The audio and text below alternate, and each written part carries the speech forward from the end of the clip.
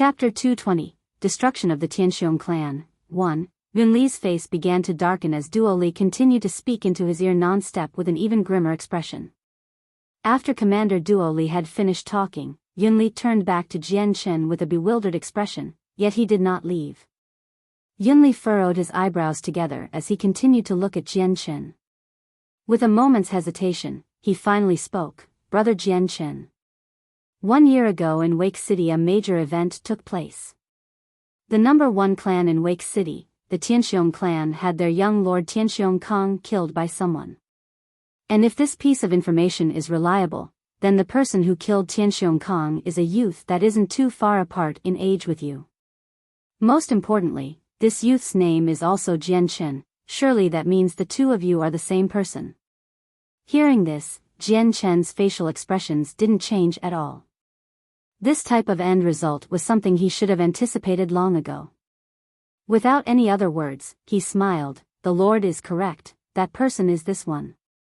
Although he had long since guessed that this answer was coming, Yunli still couldn't help but feel his heart rate speed up after hearing Jian Chen's answer. Although this matter regarding Jian Chen and the Tianxiong clan was completely unrelated to this magical beast wave, this was still a crucial moment where the lives of tens of thousands of citizens were at stake. This wasn't a time for them to be sloppy. The entire defense force had to be one cohesive unit in order to help defend Wake City. Whether it was Jian Chen or the Tianxiong clan, they were still one of the bigger powers of Wake City. With this hatred between the two of them, it would bring about a huge headache for Yunli since he knew that the two were like fire if put together. He was afraid that if they were to get too close to each other, then there would definitely be huge losses for everyone. If this was any other time, Yunli wouldn't have cared, but at this moment where a wave of magical beasts would be coming soon, he definitely wanted to avoid the explosion that would happen in between them. At the very least, until the magical beast wave was over, he could not let Wake City lose any more power. Yunli looked at Jian Chen seriously. "Brother Jian Chen. Even I have heard about the grudge between you and the Tianxiong clan, and while I myself would like to stay out of it, Wake City is in a moment of crisis at the moment. We need to protect this city, so I would hope that you and the Tianxiong clan can put aside your differences temporarily until the wave is over. Would Brother Jian Chen agree to this?" Yunli spoke courteously. Since he had placed Jian Chen in a high position now, he wouldn't dare try to belittle him whether or not he had the support of a clan. Jian Chen shook his head as his eyes narrowed. "Lord Yunli, I'm afraid my answer will disappoint you." Hearing this, Yunli's face dropped slightly. His heart knew that answer was coming, yet he still wasn't willing to let the question drop. With a heavy heart, he asked once more, "Brother Jian Chen, please pay attention to the current situation. Furthermore, the Tianxiong clan is even stronger than the Zhou clan. Despite the calamity they faced a year ago and losing the number 1 clan title in Wake City, they remain strong-willed. No matter how much they lost, the Tianxiong clan still is one of the strongest clans and are not to be belittled." Jian Chen's heart shook for a moment after listening to Yunli. "Lord Yunli. Aside from Tianxiong Lai, what other experts does the Tianxiong clan have?" Yunli hesitated for a moment before saying, "Aside from Tianxiong Lai, there is another middle great Saint Master expert who is the younger brother of Tianxiong Lai. His name is Tianxiong Daoyun. Other than that, Tianxiong Lai has a few connections with some of the captains of the stronger mercenary groups. If they were to unite, then their power would be extraordinarily terrifying." After finding out this piece of information, Jian Chen's face still didn't make a change in expression. He simply had the same reaction as before while he sipped his cup of tea. Seeing how calm Jian Chen was as if he didn't care at all for the Tianxiong clan, Yunli's inner thoughts were finally decided. He was afraid that Jian Chen had an extremely strong background supporting him, but that couldn't be said for sure. He wasn't even sure if a high-leveled expert was protecting him either. Yunli was a meticulous person. The moment he saw that Jian Chen didn't have any plans of letting the Tianxiong clan go, he didn't plan on trying to convince Jian Chen anymore. To him now, Jian Chen was worth far more than the Tianxiong clan was. Even if Jian Chen had no background to support him, for a youth like him to be able to kill a great Saint Master, this was a talent that transcended the heavens. With some time, his achievements throughout the Tian Yuan continent would be known to all. After Jian Chen left the mansion, the sky had already turned dark. While he was still in the mansion, Jian Chen didn't ask about Uncle Kendall's family. In his opinion, that matter would be best done when the matter between him and the Tianxiong clan was finished. This was the best and safest way to find out about Kendall's family. The day was already all but gone, and Jian Chen had already fought in 2 different battles. This had led to a huge decrease in his energy, so now was not the time Jian Chen wanted to fight against the Tianxiong clan. Instead, he began to look for a restaurant and inn to stay for the night. Time quickly flew by as morning came. Jian Chen opened his eyes from his sitting cultivation position. All of the energy he had used up yesterday had been completely recovered, making him able to operate at his peak condition once more. After Jian Chen left the inn, he listened to the random discussions of the people outside regarding the total annihilation of both the Zhou mercenaries and Zhou clan. The Zhou clan and Zhou mercenaries had very strong reputations within Wake City, but for them to both be exterminated in such a short amount of time, this news had quickly spread throughout the city like wildfire. No matter if it was a small or large street, every person was talking about it. At the same time, every single major power within Wake City had immediately set out to scout for information the moment they heard about this. The Tianxiong clan used to be the #1 power in Wake City, and their might was known to everyone. No matter where he went, Jian Chen would be able to hear about the Tianxiong clan. Chapter 221, Destruction of the Tianxiong clan. 2. The Tianxiong clan was positioned in the northern part of the city. Just past the large halls of the Tianxiong courtyards, the Tianxiong clan's leader Tianxiong Lai sat upon his throne with 2 people by his side. Both of them were young, but their presence was unusual and their eyes flickered with an unusual light, making others feel that these 2 were not like common people. A year ago, even though the Tianxiong clan had suffered a tremendous loss from Jian Chen and were no longer the #1 clan in the eyes of Wake City, everyone still understood that the Tianxiong clan's peak experts had not weakened at all. In terms of martial prowess, they still maintained the spot of the #1 clan. The main reason was because of Tianxiong Lai. Although he had stopped at the middle Great Saint Master level, he had an Earth-attributed Saint force which granted him superiority over others. Even those at the peak Great Saint Master level wouldn't be able to contend against Tianxiong Lai. However, in terms of controlling Wake City, the Tianxiong clan was no longer in power like it used to be. That was because Tianxiong Kang's death had brought a great amount of pain to Tianxiong Lai. Because of that, he didn't pay enough attention to the control his Tianxiong clan had over Wake City, therefore their power declined despite having enough martial power to maintain it. Tianxiong Lai himself had changed drastically during this year as well. His entire body grew thin and even his hair became gray. Tianxiong Lai had a smile on his face as he looked at the men in front of him. There was a lively look to their faces, and if anyone were to recognize them, they would be so surprised that their jaws would drop.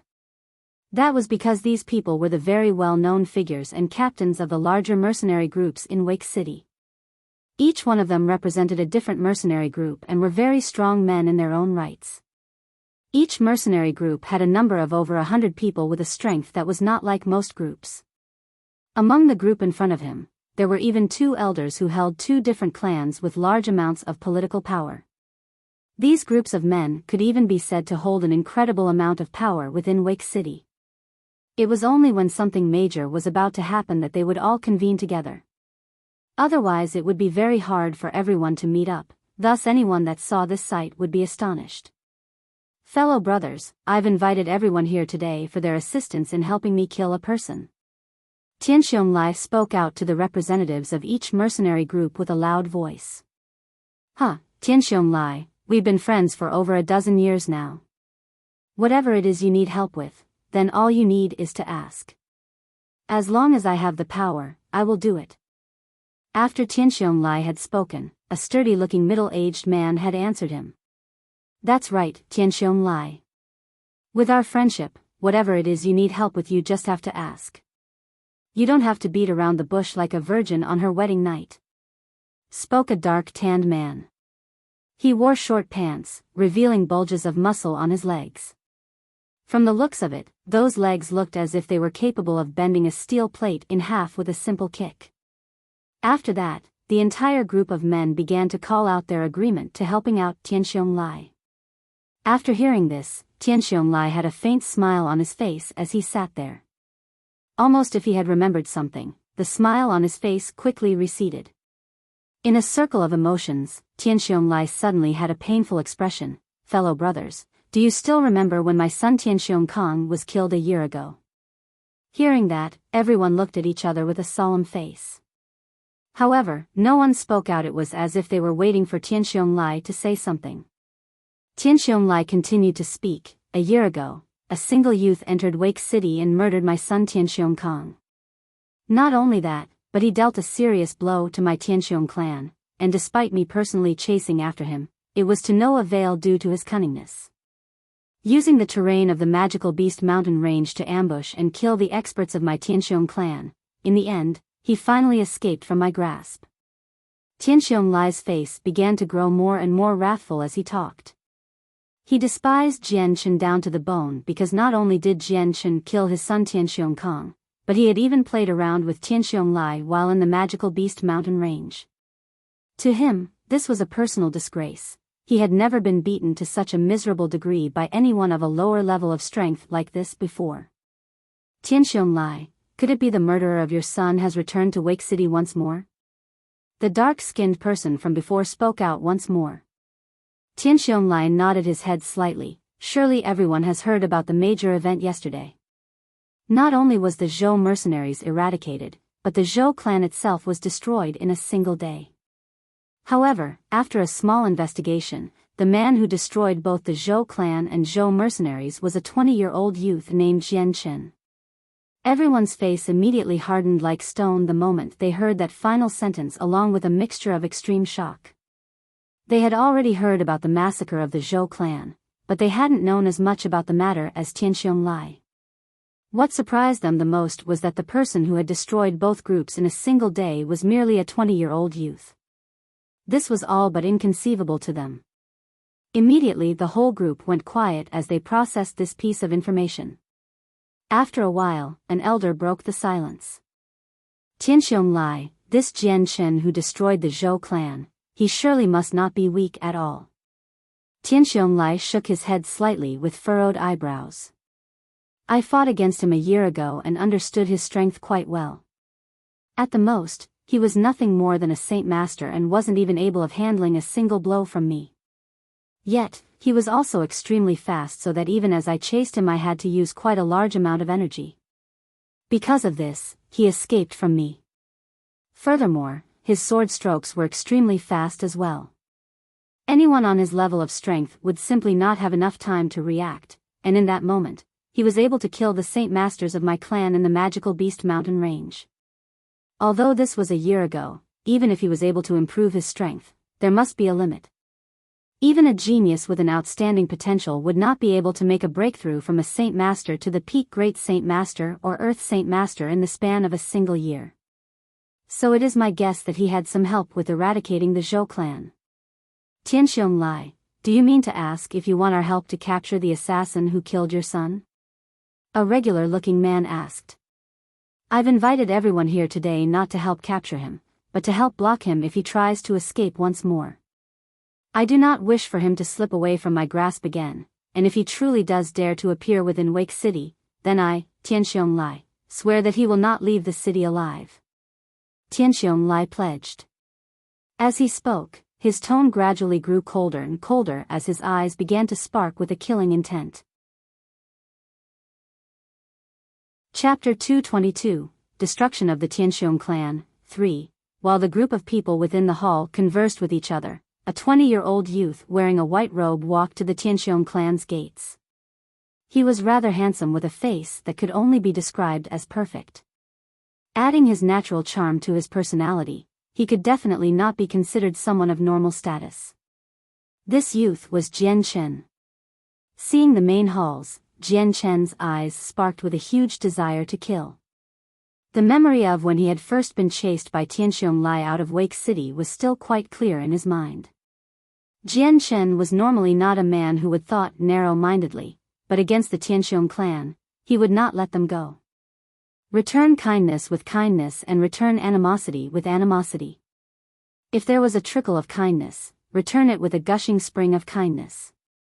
If the hatred was carved deep within the bones, then return the favor 100 times back. This was the personal motto that Jian Shen had carried with him from his time as a hermit in his past world.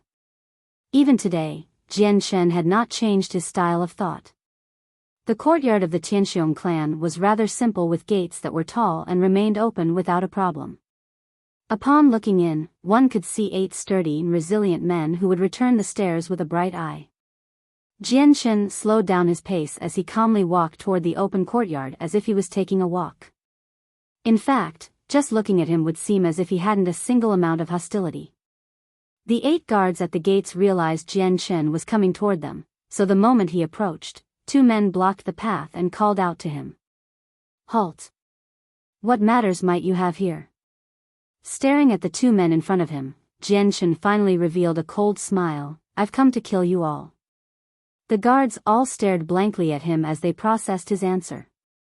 While thinking about what he had just said with a loosened guard, there was suddenly a bright flash of light as Jian Shen's light wind sword suddenly struck out at the guards. Immediately, the tip of the sword had pierced through each one of their throats. Jian Shen's attack had been too sudden, and for these guards who only possessed the strength of a great saint, they weren't even able to pull out their saint weapons. So in a blink of an eye, these 8 guards were killed without trouble. After killing these people, Jian Shen continued forward past the threshold into the courtyards where a group of members were at. "Who are you? Stop right there." The moment Jian Shen entered the courtyard, a large explosion of sounds rang out around him as the shadows of 2 men suddenly flew at Jian Shen from not too far away. Jian Shen laughed to himself. It is no wonder the Tianxiong clan used to be the #1 clan. Who would have thought that right next to the courtyard gates there would be 2 Saint Masters waiting to ambush someone? The speed these Saint Masters were traveling at was extremely fast. In the moment Jian Shen was thinking to himself, they had already arrived at Jian Shen's side and brought out their swords in preparation to fight against him. A strong amount of Saint force accompanied their swords as they swung out at Jian Shen.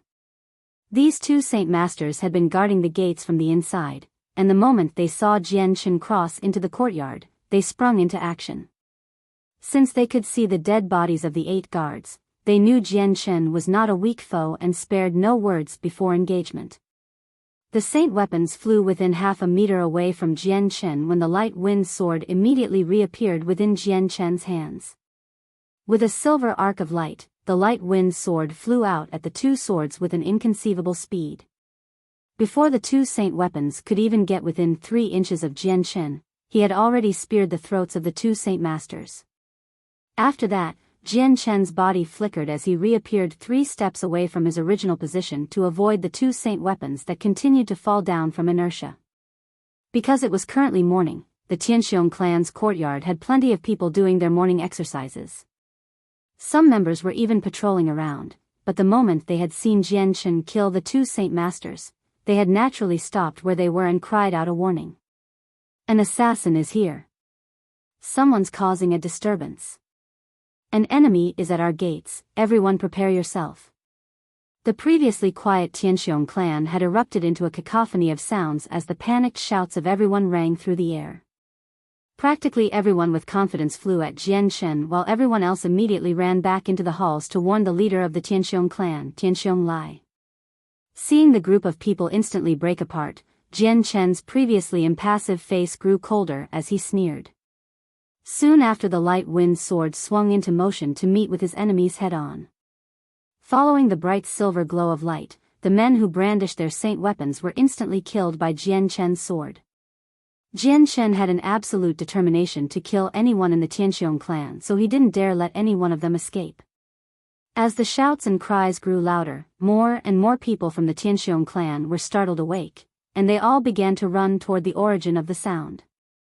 Although the clan had fallen a bit the past year, it had originally been Wake City's #1 clan, so one couldn't underestimate the clan's strength.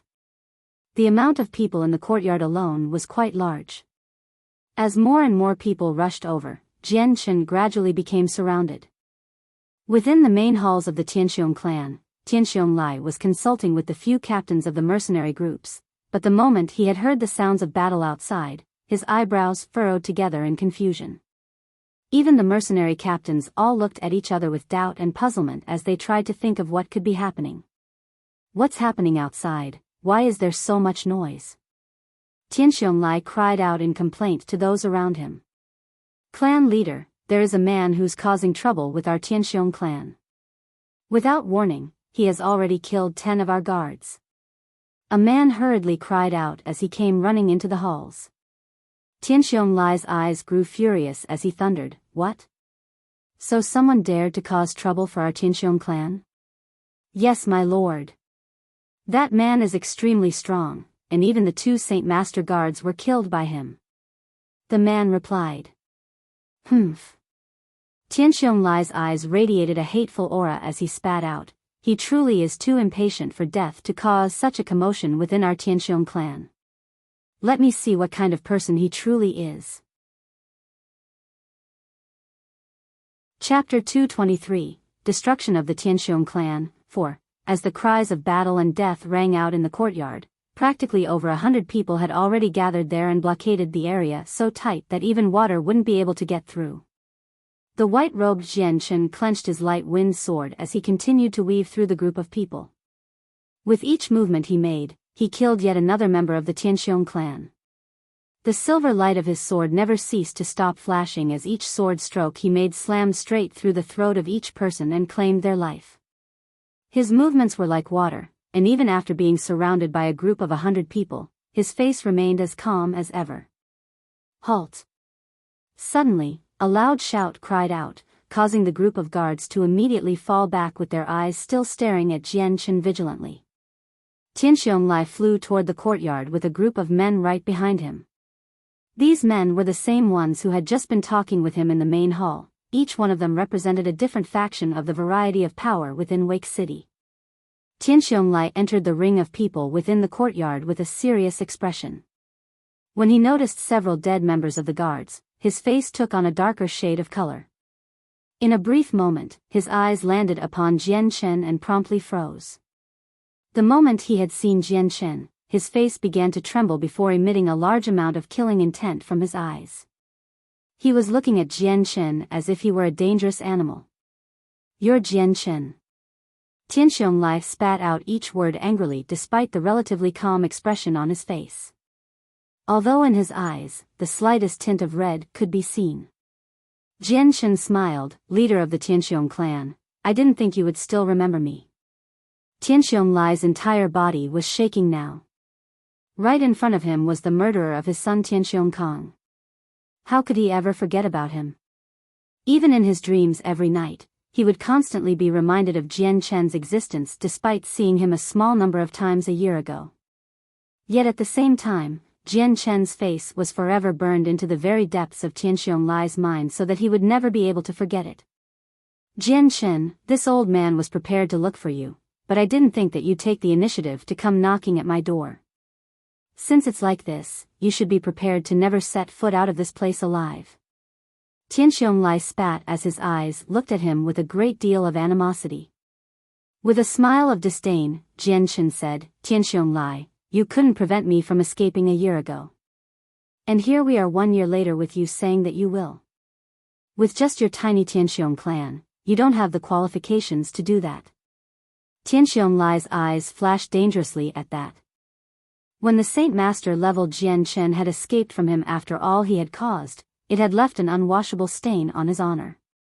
However, what Tianxiong Lai didn't know was that at the time, Jian Chen was merely a peak-level great saint with a good amount of distance from the Saint Master realm. "Brat, today I will see just how much you've changed since a year ago. Guards, block off his escape routes." A yellow glow began to flow down Tianxiong Lai's arm as he quickly grasped the newly formed battle axe and flew quickly toward Jian Chen to fight. "Ha!" With a single roar, Tianxiong Lai raised his battle axe into the air and with a deafening shout, he swung it down toward Jian Chen. A cold sneer appeared on Jian Chen's face. 1 year ago, this thunderous strike of Tianxiong Lai would have forced Jian Chen to dodge instead of block, but now the situation was different. A faint glow began to appear around Jian Chen's sword as he lifted it up to block against Tianxiong Lai's weapon without any fear. Seeing how Jian Chen wasn't trying to evade his strike, Tianxiong Lai's eyes flashed strangely. He thought Jian Chen was stupid to not try to dodge. When he fought against him a year ago, he could clearly tell that Jian Chen was overwhelmed by him. Today, he wouldn't ever have believed that Jian Chen's strength had increased to such a devastating degree. With a screeching sound, the battle axe clashed against the light wind sword in an attempt to shatter it with his saint force. Ding! The two weapons clashed against each other with a loud bang as the saint force within the weapons repulsed each other and scattered out in massive ripples of energy visible to the naked eye. Upon reaching the stone floors below, they instantly cracked and split as if made of tofu with a series of cobweb-like cracks spreading everywhere. After the weapons had slammed against each other, Tianxiong Lai's eyes widened as he looked at Jian Chen in disbelief. Reflected deep within his eyes, fear began to surface. From that one exchange, Tianxiong Lai had a better understanding of Jian Chen's strength. The Jian Chen now had a strength that was completely different compared to a year ago. Back then, if Jian Chen wasn't so fast, he wouldn't have been able to constantly evade him and would have died like an ant underneath Tianxiong Lai's foot. But now, the previously weak ant had grown to become a mighty dragon that could fight against him on an equal level. That fact sent Tianxiong Lai reeling with disbelief. In fact, Tianxiong Lai felt that this Jian Chen in front of him and the Jian Chen from the past were two completely different people. The difference between the two was just too great. Jian Chen staggered back a few steps. Although he was able to defend himself against Tianxiong Lai's strike, he still wasn't completely matched in pure strength. Although Tianxiong Lai was a middle great saint master and had a strength that was greater than Jian Chen's by a certain amount, it was his mastery of the earth-attributed saint force that actually granted him an overwhelming superiority. Even peak great saint masters weren't much stronger than him in terms of fighting strength. Jian Chen was clearly the weaker one in this collision of attacks. In contrast, Tianxiong Lai still stood where he had been before. However, his legs had now sunk deeper into the ground by a single inch. Brat, I didn't think that your strength would be so vastly different in the time span of a single year. Tianxiong Lai stared darkly at Jian Chen. However, even with this major change, you will still not make it out alive. With that, he flew at Jian Chen once more. Chapter 224, Destruction of the Tianxiong Clan, 5. Jian Chen's sword arm flew toward Tianxiong Lai with an intense amount of sword chi flowing all around his light wind sword. Against the strong amount of sword chi, Tianxiong Lai didn't bother to evade. Instead, he used his earth attribute-infused battle axe to defend himself. As Jian Chen slashed downward with his sword chi-infused sword, Tianxiong Lai's body suddenly shook as his sword received the impact. After that, Jian Chen's body flickered away from view and then reappeared behind him. You are seeking death. Seeing Jian Chen rush at him from behind, Tianxiong Lai's eyes flashed dangerously once more as his battle axe exploded with saint force and he swung it. This time, Jian Chen didn't bother to counter it and instead decided to dodge the battle axe. At the same time, his light wind sword became a streak of silver light as it flew toward Tianxiong Lai's throat. His sword was faster than Tianxiong Lai's axe by a large margin. By the time Tianxiong Lai could even react, the light wind sword was already closing in on his throat. Although his last exchange with Tianxiong Lai had determined him to be at a disadvantage, but strength wasn't his strongest point.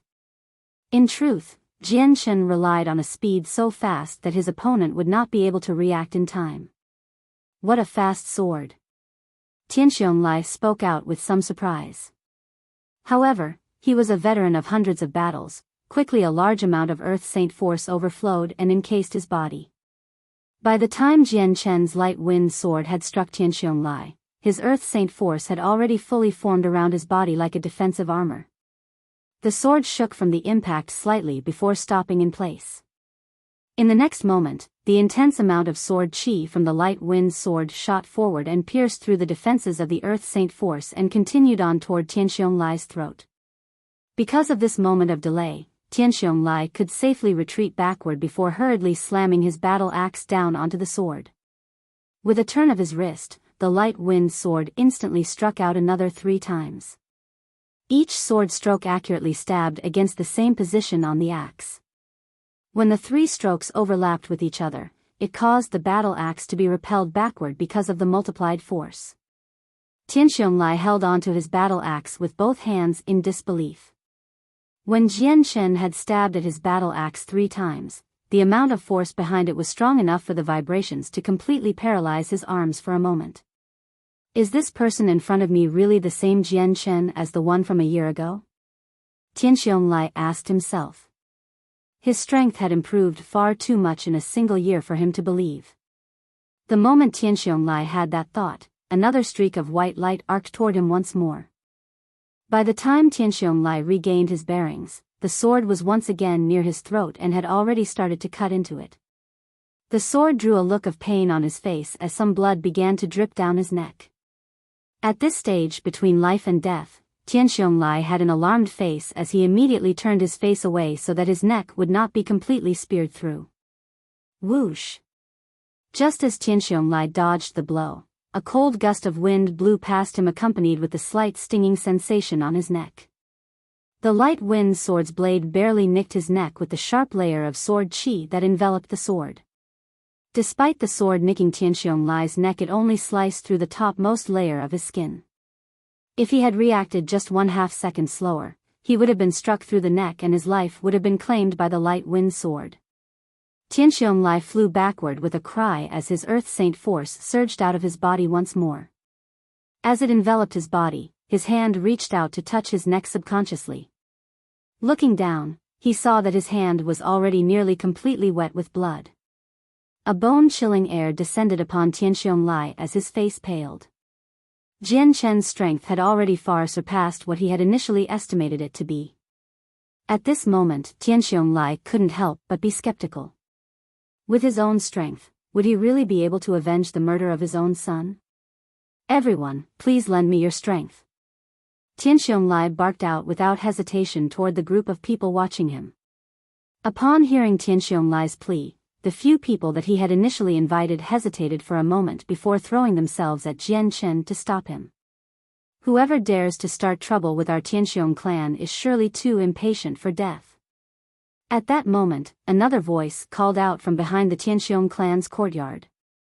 As everyone turned around to look, the shadow of a person quickly flew over and landed right in the midst of Jian Chen and the incoming barrage of people. This man looked to be around 40 years old and wore a white robe made of expensive materials while looking very similar to Tianxiong. His eyes landed upon the miserable-looking Tianxiong before narrowing. Quickly stepping to reach his brother's side, he asked him, "Big brother, are you hurt?"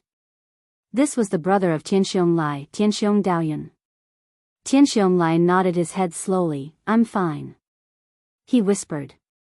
Tianxiong Daoyun whipped his head up to look at Jian Chen with eyes that could ignite anything caught in his glance on fire. "Big brother, who is he?"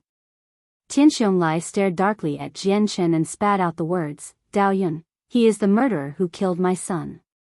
Tianxiong Daoyun's face hardened as he stared angrily at Jian Chen. "So you're the one that killed my nephew, Tianxiong Kong." Jian Chen looked at the 2 Tianxiong brothers before looking at the other people in front of him. There were a total of 7 other men.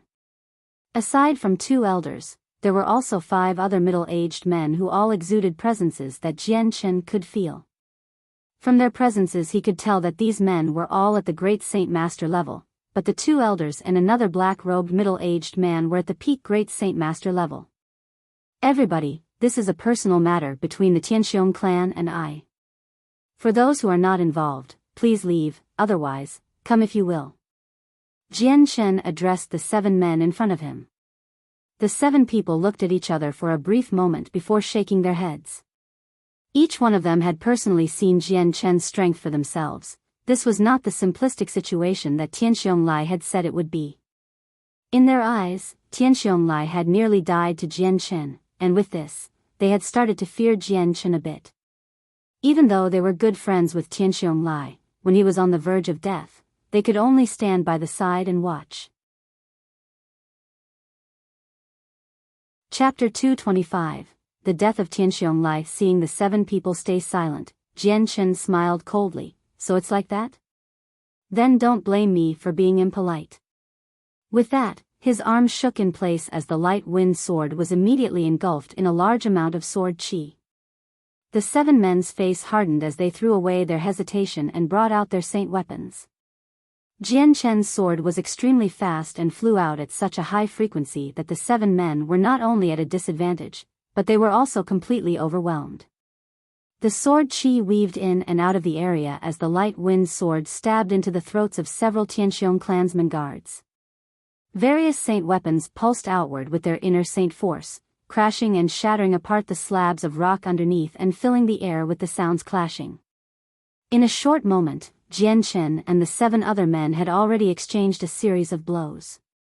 The 7 men's faces were all unnaturally serious, even though they had already known how fast Jian Chen's sword was. Now that they were personally up against it, the profoundness of his ability with his sword was all too terrifying for them to comprehend clearly. In this small moment, there were already 2 men who were injured. If it were not for the men by their side quickly pulling them out of the way or attempting to block Jian Chen, then he would have left devastating blows and the men wouldn't have a life to fight back with. Seeing Jian Chen fight furiously against the 7 men, Tianxiong Lai and Tianxiong Daoyun didn't waste a moment and instantly joined the group to fight against Jian Chen to make it a total of 9 great saint masters against 1.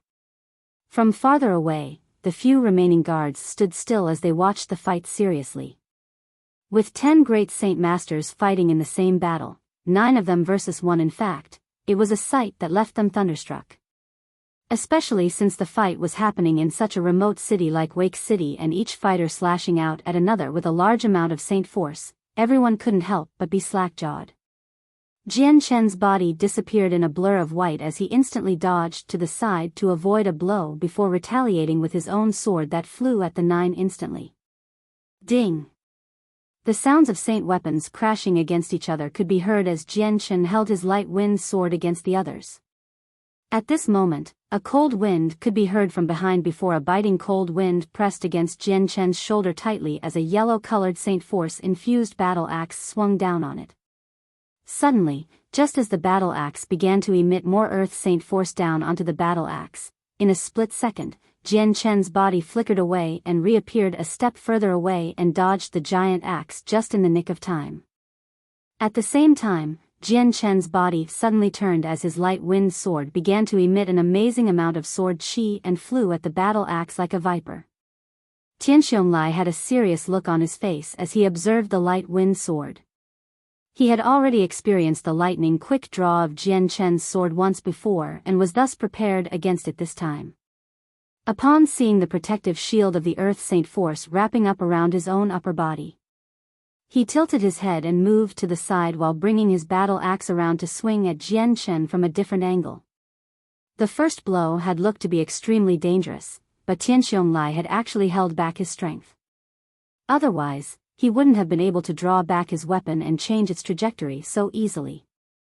Jian Chen snorted as he looked at the next attack from Tianxiong Lai with disdain. His eyes betrayed the killing intent in them as he changed the path of his stab so that it would follow Tianxiong Lai's movements. Even more amazing was that the speed had even multiplied 3 times over. Seeing the change in momentum of the sword, Tianxiong Lai's face turned pale with shock. In a moment, he had realized that he wouldn't be able to shake off the sword. The incredibly sharp point of the light wind sword met against the Earth Saint Force armor around his body. It only momentarily stopped before the defense, well known for being the strongest defensive attribute, was instantly shattered. In an instant, the light wind sword regained its lost momentum and flew at his throat, shaving away his defenses like a hot knife through butter.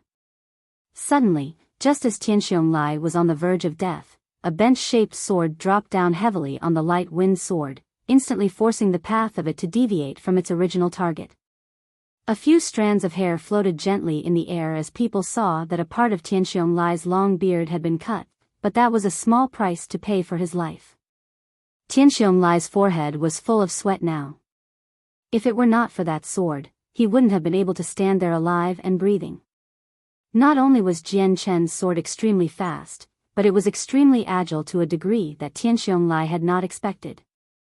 Then, the other 7 had finally caught a good chance to kill Jian Chen.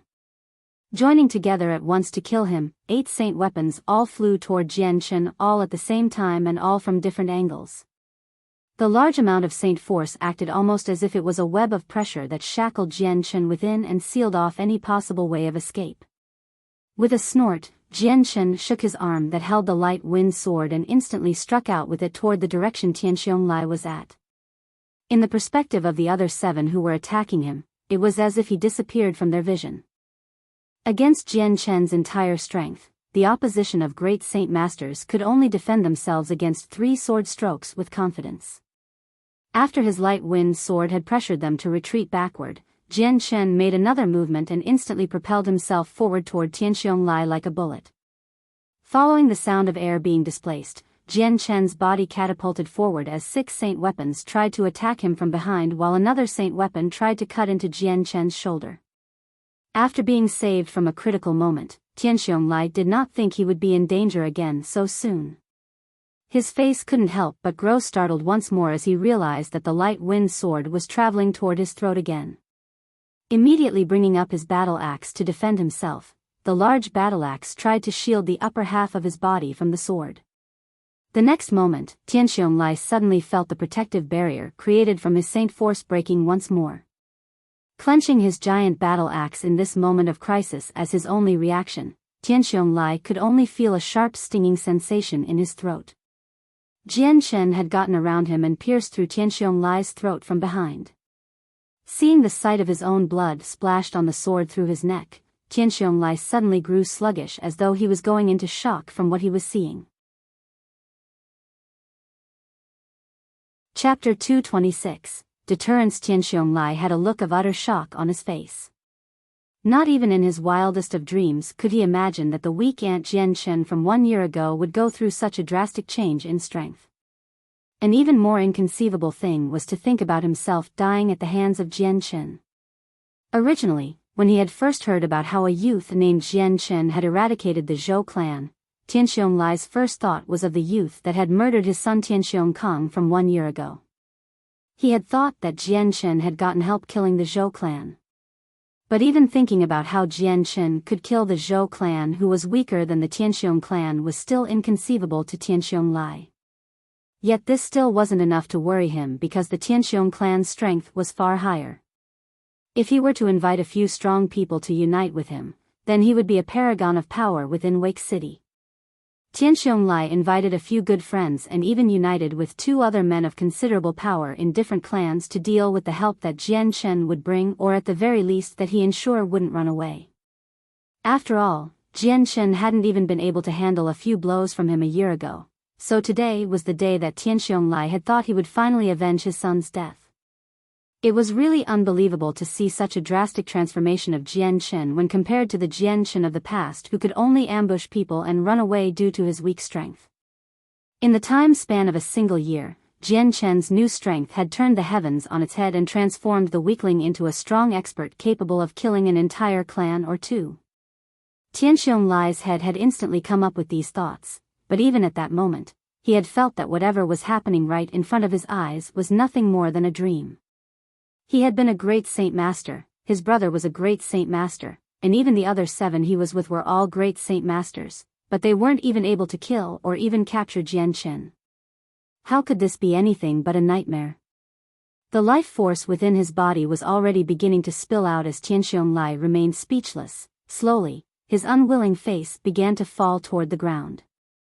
Tianxiong Daoyun and the other 7 men all stared at the collapsed Tianxiong with a looks of utter disbelief. Even the 100 clansmen and guards surrounding the fight all looked slowly at Jian Chen before looking back to Tianxiong without a single word. The leader of Wake City's number 1 clan, a great saint master with an earth attribute saint force, Tianxiong had fallen.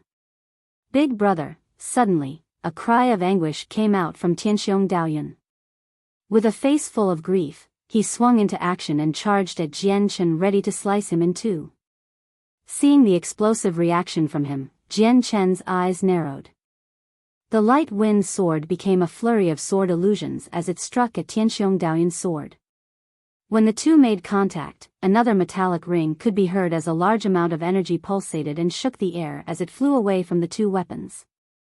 Then, with a flick of his wrist, Jianchen shook off the vibrations running through his light wind sword and struck toward Tianxiong Daoyun's throat. Seeing the light wind sword come straight at him, Tianxiong Daoyun resisted the numb feeling in his arm and the shaking sword he was holding and immediately lifted the sword up. Jianchen's sword was so fast that if Daoyun was given any more time to prepare, he might have been able to defend himself against 1 or 2 strokes. However, he only had enough time to bring up his sword. He wasn't able to do anything else but defend. As Tianxiong Daoyun brought up his sword, the light wind sword was already nearly in front of him. At this, the light wind sword began to emit a violet and azure glow. The two glows were rather faint, but with the way they glowed on the tip of the sword like a candle at night, it was rather eye-catching. Just as though the tip of the light wind sword made contact with the broad side of Tianxiong Daoyun's sword, so too did the faint azure and violet glows. As soon as the glows touched the thick sword, they slowly began to melt the weapon and cracks formed. Instantly the light wind sword pierced through the cracks. In front of the azure and violet glows, Tianxiong Daoyun's sword was like a piece of tofu. PCH. The sharp tip of the light wind sword had smashed through the rest of the sword much to the extreme shock of Tianxiong Daoyun and penetrated through his throat. Seeing how Jianchen's light wind sword had managed to find its way to Tianxiong Daoyun's throat, the remaining 7 people immediately went still with their eyes and jaws wide open. Even more so they stared rigidly at the broken remnants of Tianxiong Daoyun's sword with thunderstruck expressions. The fact that Jianchen had enough strength to fight against 9 great Saint Masters had already shocked them majorly, but now that they saw Jianchen's spear through a great Saint Mater Saint weapon, they were inconsolable at this point. In the case that a saint weapon was given saint force, then it would grow even firmer and improve in strength along with its owner. If a saint weapon were used to fight against another person of the same level, then no matter how long or how much the two would fight, neither saint weapon would have even a scratch. If one wanted to scratch a saint weapon, especially the saint weapon of a great saint master, even an earth saint master wouldn't be able to do it with ease. However, Jianchen had done it with no difficulty, spearing it straight through to kill the great saint master holding it without breaking a sweat. With a feat like this, the 7 great saint masters couldn't help but suspect that Jianchen was secretly an expert at the heaven saint master level. Tianxiong Daoyun's face was filled with shock as he looked at the sword in his throat. As his body began to shut down and resign itself to death, Tianxiong Daoyun couldn't help but think to himself one last spiraling question: just how did Jianchen stab through his saint weapon? Even though the question was on his mind, with a sword through his throat, Tianxiong Daoyun couldn't ask it. In the end he could only think about the question to himself as he slowly fell to the ground with his eyes staring vacantly up toward the sky never to close again. Afterward, Jianchen turned to look at the other 7 with a strong amount of pure unhidden killing intent. The light wind sword began to glow silver as it pumped out even more sword chi as if responding to Jianchen's killing aura. The other 7 men could clearly sense Jianchen's intent on killing them with pale faces. If Jianchen was only just able to kill Tianxiong Lai, they would be shocked, but the method on how he did it had completely terrified them to a dizzying amount. Chapter 227, Submission. The other 7 men with pale faces could clearly sense Jianchen's intent on killing them. If Jianchen was only just able to kill Tianxiong Lai, they would be shocked, but the method on how he did it had completely terrified them to a dizzying amount. When Jianchen had so easily stabbed through Tianxiong Daoyun's saint weapon, it had demonstrated that if he wanted, Jianchen could easily kill the 7 great saint masters with as much ease as stepping on an ant. Although a saint weapon was a man's weapon, it also symbolized their connection with their life. If their saint weapon broke, then they would die. Even if they were unfortunate enough to live, they would be no better than a cripple. Right in front of their eyes was solid proof that Jianchen could easily destroy their saint weapons without trouble. Just thinking about how they were walking the narrow line between life or death had truly shocked them deep to their core. By now, the 7 of them had lost their fighting spirit and could only look at Jianchen with a different expression than before, but still mixed onto their faces was a great deal of fear. Stop. Fellow brother, please stay your hand. Seeing how Jian Chen was staring at them with a look full of malice, one of the elders hurriedly called out to him while reabsorbing his saint weapon into his body as if showing his unwillingness to be Jian Chen's enemy. Then Jian Chen snorted, "Be lenient to you? What a funny thing to hear. Just a moment ago I had told you to not get involved, but you ended up involving yourself anyways, so don't blame me." Jian Chen's words had caused the seven to look afraid for a moment before the elder who had spoken up before said once more, "Junior, this is nothing more than a misunderstanding. We aren't from the Tianxiong clan and we're only invited by them. Today if you let us go, we will not be able to thank you enough." "That's right, Junior, if you let us go today, we will truly thank you from the bottom of our hearts." The other elder spoke quickly. At this critical juncture that would decide their life, both elders had already thrown away their high noble status for a better chance of survival. Jian Chen's method of killing Tianxiong Daoyun had already made their defenses absolutely useless.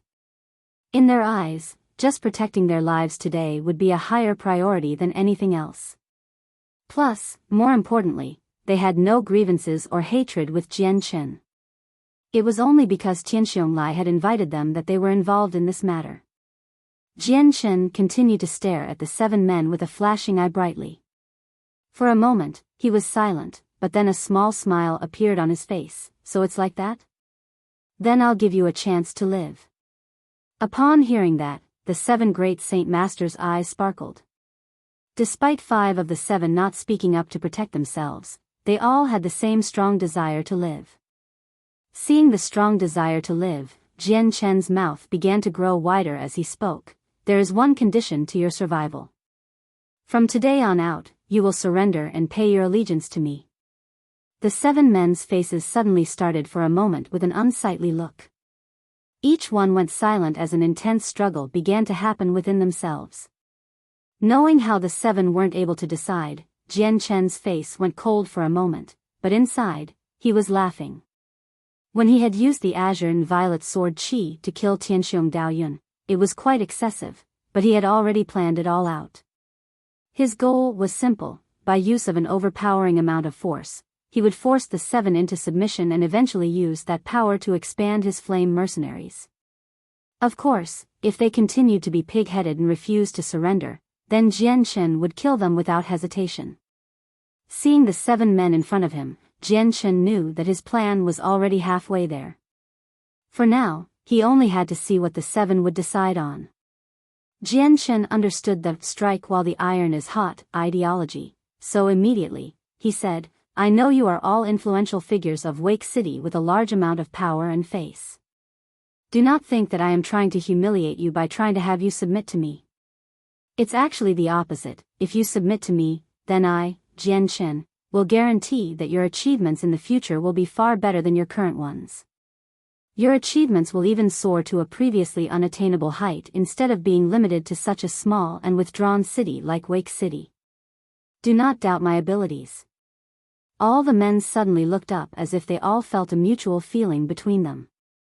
Although they all thought Jian Chen to be too young, his strength was so strong that they felt as if they had been left behind in the dust.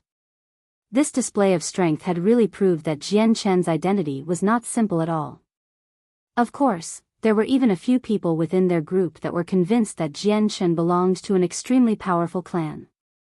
With that, the 7 men couldn't help but think that being allied with Jian Chen would not be a bad thing. In fact, it would be a tremendously big opportunity for them to go along with Jian Chen since they wouldn't know for themselves if they would truly reach a new height of power. "Fine, I am Weiss, the representative of the Door clan. The Door clan agrees to follow you. From today on out, my men are yours to supervise." The first elder who had spoken previously, pledged. Jian Chen couldn't help but have a happy smile on his face. "I am Kai, heir of the Kai clan. From today on, my clan is yours to dispatch." The second elder spoke. Jian Chen's smile grew even wider. He hadn't thought that these 2 elders were the representatives of the Kai and Door clan. These 2 clans were very powerful clans that, while not on the same level as the Tianxiong clan or Zhou clan in Wake City, Jian Chen had heard about before. "What about you 5? Jian Shen turned to the 5 middle-aged men. The great Saint Masters could be considered to be a decent leveled warrior on the Tianyuan continent. So when it came to these type of people, he didn't wish for them to be killed, since aside from Mingdong and him, the flame mercenaries had no one else. If he wanted the flame mercenaries to expand, then he would need to gather as many strong people as possible. Fine, I am willing to follow you, but I cannot guarantee if my fellow brothers will do the same. After that, the remaining 5 men all consented to follow Jian Shen as their leader. From far away, the 100 guards of the Tianxiong clan looked at Jian Shen with wide eyes as if they were watching a drama.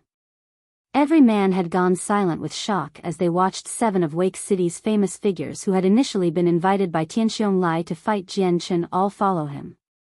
They could never believe that these 7 would be subservient to the one man who had killed Tianxiong Lai. Despite it all happening right in front of him, the 100 guards still couldn't believe their eyes.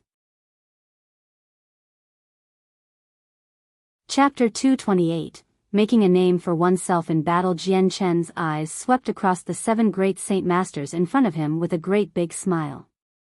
At this moment, his heart was filled with joy, since from this moment on, his flame mercenaries would no longer just be a solitary group. With the introduction of these 7 great Saint Masters, the strength of the flame mercenaries would increase many times over. However, Jian Shen understood that these 7 men were not truly obeying him and would most likely try to betray him later. Yet this wasn't extremely important to Jian Shen, since he was only planning to use them to temporarily improve his flame mercenary strength. He would use them to accomplish a few mercenary missions to improve their flame mercenaries' grade.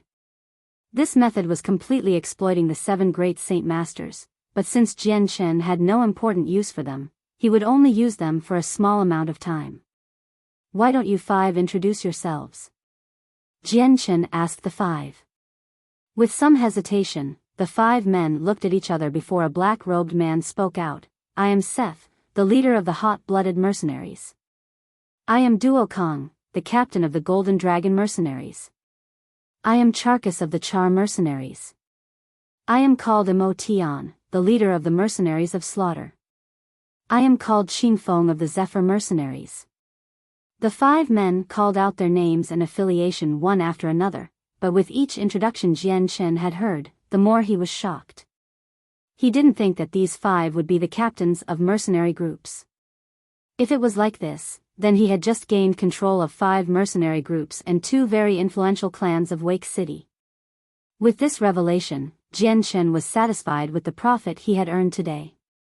He didn't think that a lone person like him would suddenly make a leap to become someone who controlled a good amount of power. At the same time, he was painfully aware that while this was a strong amount of power within Wake City, within the Tianyuan continent, this was nothing major. Qingfeng of the Zephyr mercenaries.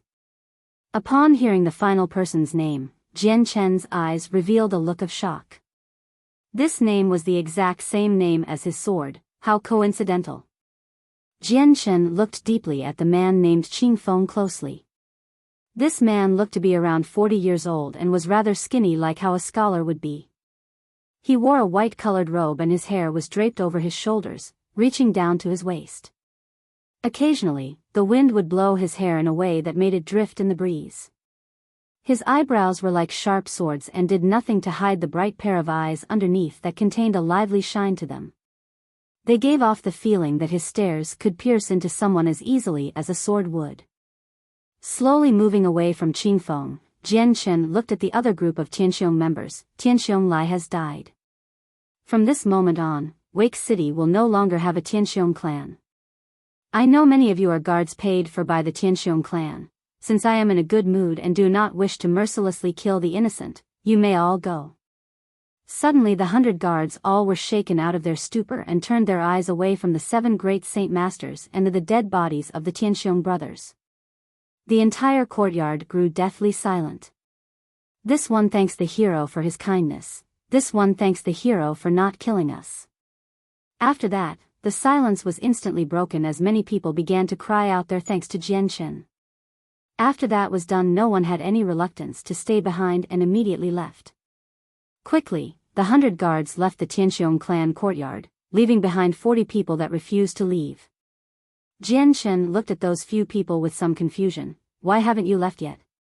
Some of the men hesitated for a second before a sturdy-looking man stepped forward and looked at Jian Shen's young face. Swordsman, I wish to go with you. Will you accept me? Follow me? Jian Shen had a surprised look on his face. Looking at this man, he guessed him to be around 30 years old with a good build of around 2 meters. His muscles were rather pronounced, and judging from the air he carried around, Jian Shen could estimate that this man was at the Saint Master level. Jian Shen nodded his head. If you truly wish to join me, then I'll add you to the registers in a moment at the Mercenary Union. The man revealed a look of pure joy as he hurriedly said, this one will listen to fellow swordsman's words.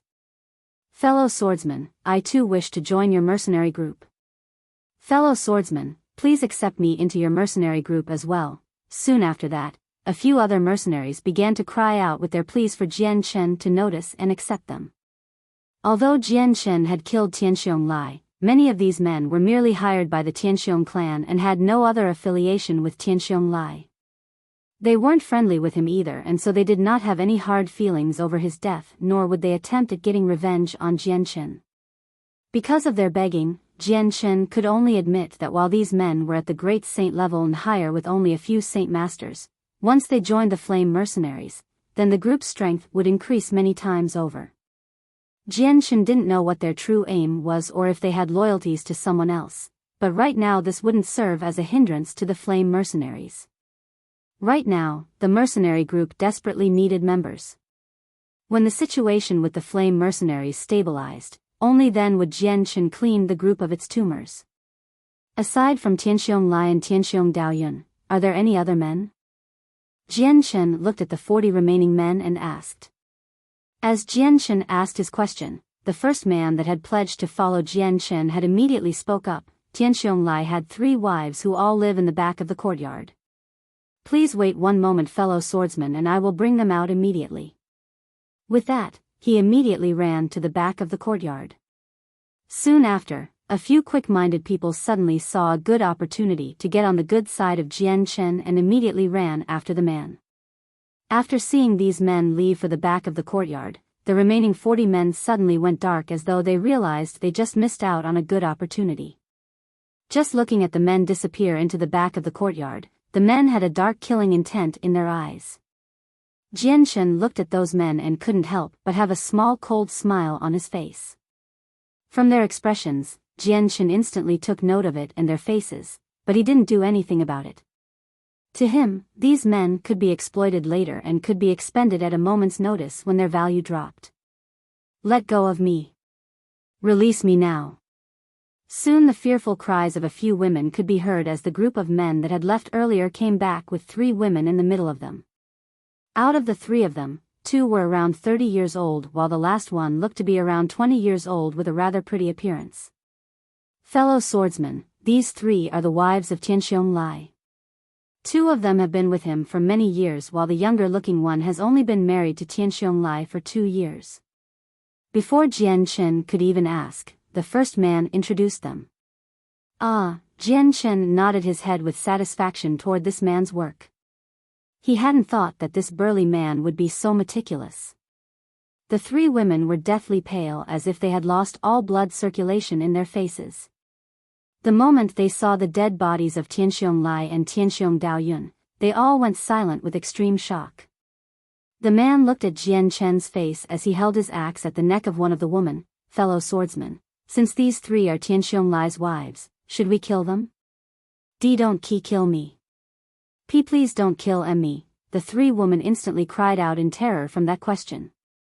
As if they knew that Jian Shen was the one responsible for this, they all looked pitifully at Jian Shen's figure as their sparkling teardrops began to flow from their eyes like a river.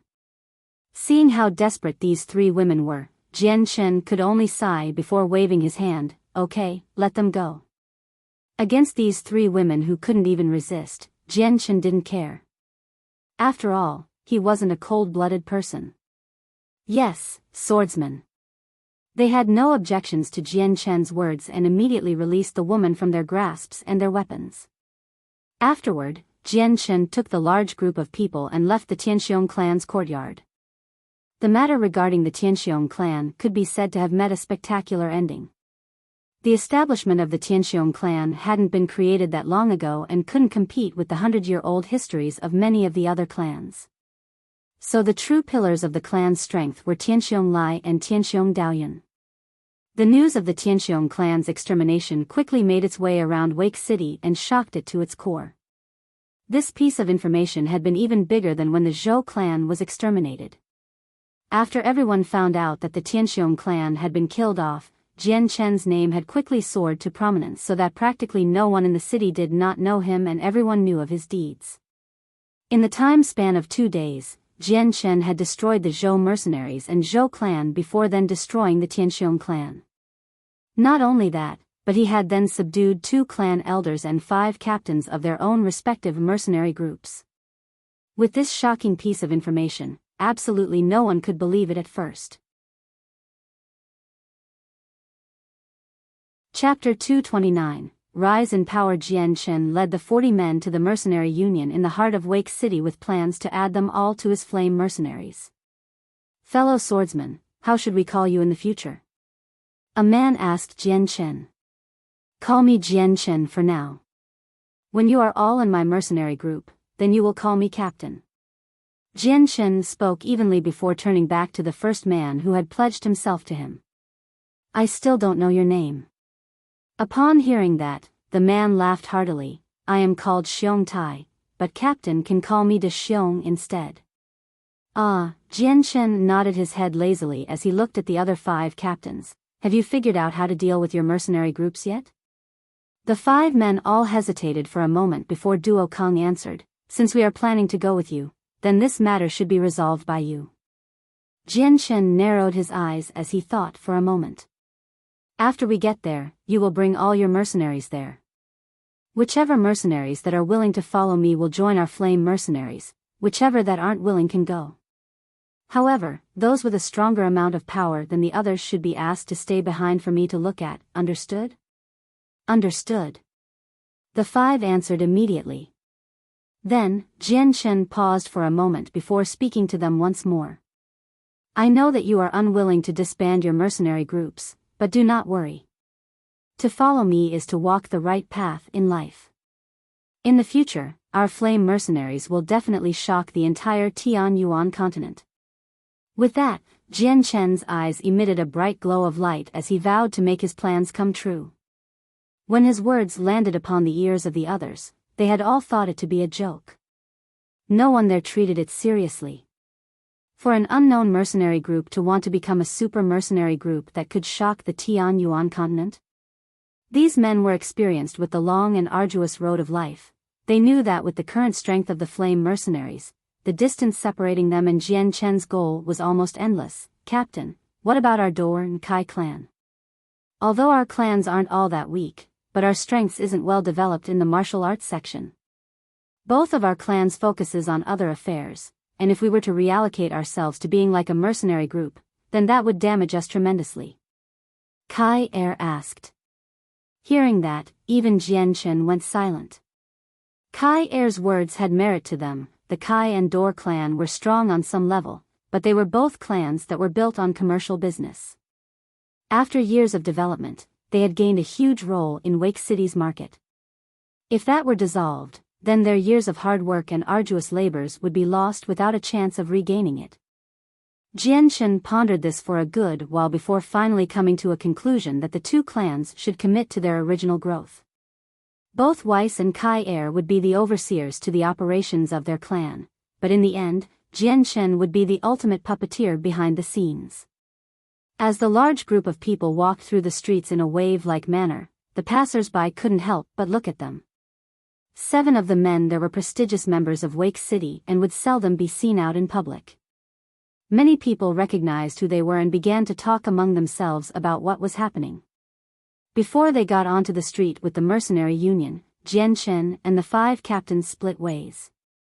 Then, with the remaining members from the Tianxiong clan guards and the 2 elders, Jian Chen entered the union. Within the mercenary union, there were a total of 43 guards and the 2 great Saint Master elders who then underwent a few procedures and became official members of the Flame Mercenaries. Within these 43 people, there were unexpectedly 16 Saint Masters. The remaining 27 were all at the Great Saint level. With these people and the 7 Great Saint Master experts, it could be said without exaggeration that the previously unknown and small-scaled flame mercenaries had become one of the strongest powers in Wake City almost instantly. Although the amount of strength the flame mercenaries could utilize had exploded instantly, the rank of the mercenary group was still at the C rank. If they wanted to increase their ranking, they would have to accomplish many missions first. After all the procedures were done, Jian Shen led the entire group out of the mercenary union when suddenly Jian Shen heard a loud sound call out to him. "Brother Jian Shen, I've finally found you." Jian Shen immediately stopped moving forward out of the mercenary union and then subconsciously turned to look in the direction of the call. As he turned his head, he saw the man who he had only just separated from 2 days ago. Hudolf, the captain of the loyal spirit mercenaries, came running up to him. Arriving at Jian Shen's side, Hudolf had a look of surprise at all of the people behind him but immediately turned back to look at Jian Shen. "Brother Jian Shen, if I may be so bold to ask, but perhaps you could agree to my request?" Smiling, Jian Shen replied to him, "Captain Hudolf, speak whatever it is on your mind." When it came to Hudolf, Jian Shen had a rather favorable opinion of him and so he was polite to the man. "Brother Jian Shen, I wish to join your mercenary group and travel with you from today on forward. Will you agree to my request?" Hudolf was rather embarrassed as he spoke. He was already 50 years old, yet he was asking to wander around the continent with a 20-year-old. Truly this was an awkward question for him to ask. Hearing the words of Hudolf, Jian Shen was utterly surprised. This request of his was something that Jian Shen had not expected. Despite feeling shocked in his heart, Jian Shen quickly calmed himself down. So even Captain Hudolf wishes to travel with me around the Tianyuan continent? Then this one would be honored to have you, but Captain Hudolf, how will you deal with the loyal spirit mercenaries? After you left yesterday, I've already made my peace with the loyal spirit mercenaries. My captain position has already been given to a capable brother to uphold, meaning that I am no longer a part of the loyal spirit mercenaries." Pointing behind him, he introduced 5 men that stood close by. "These 5 men you've seen before. They are my brothers and left the loyal spirit mercenaries with me in hopes that we could travel with brother Jian Shen once more."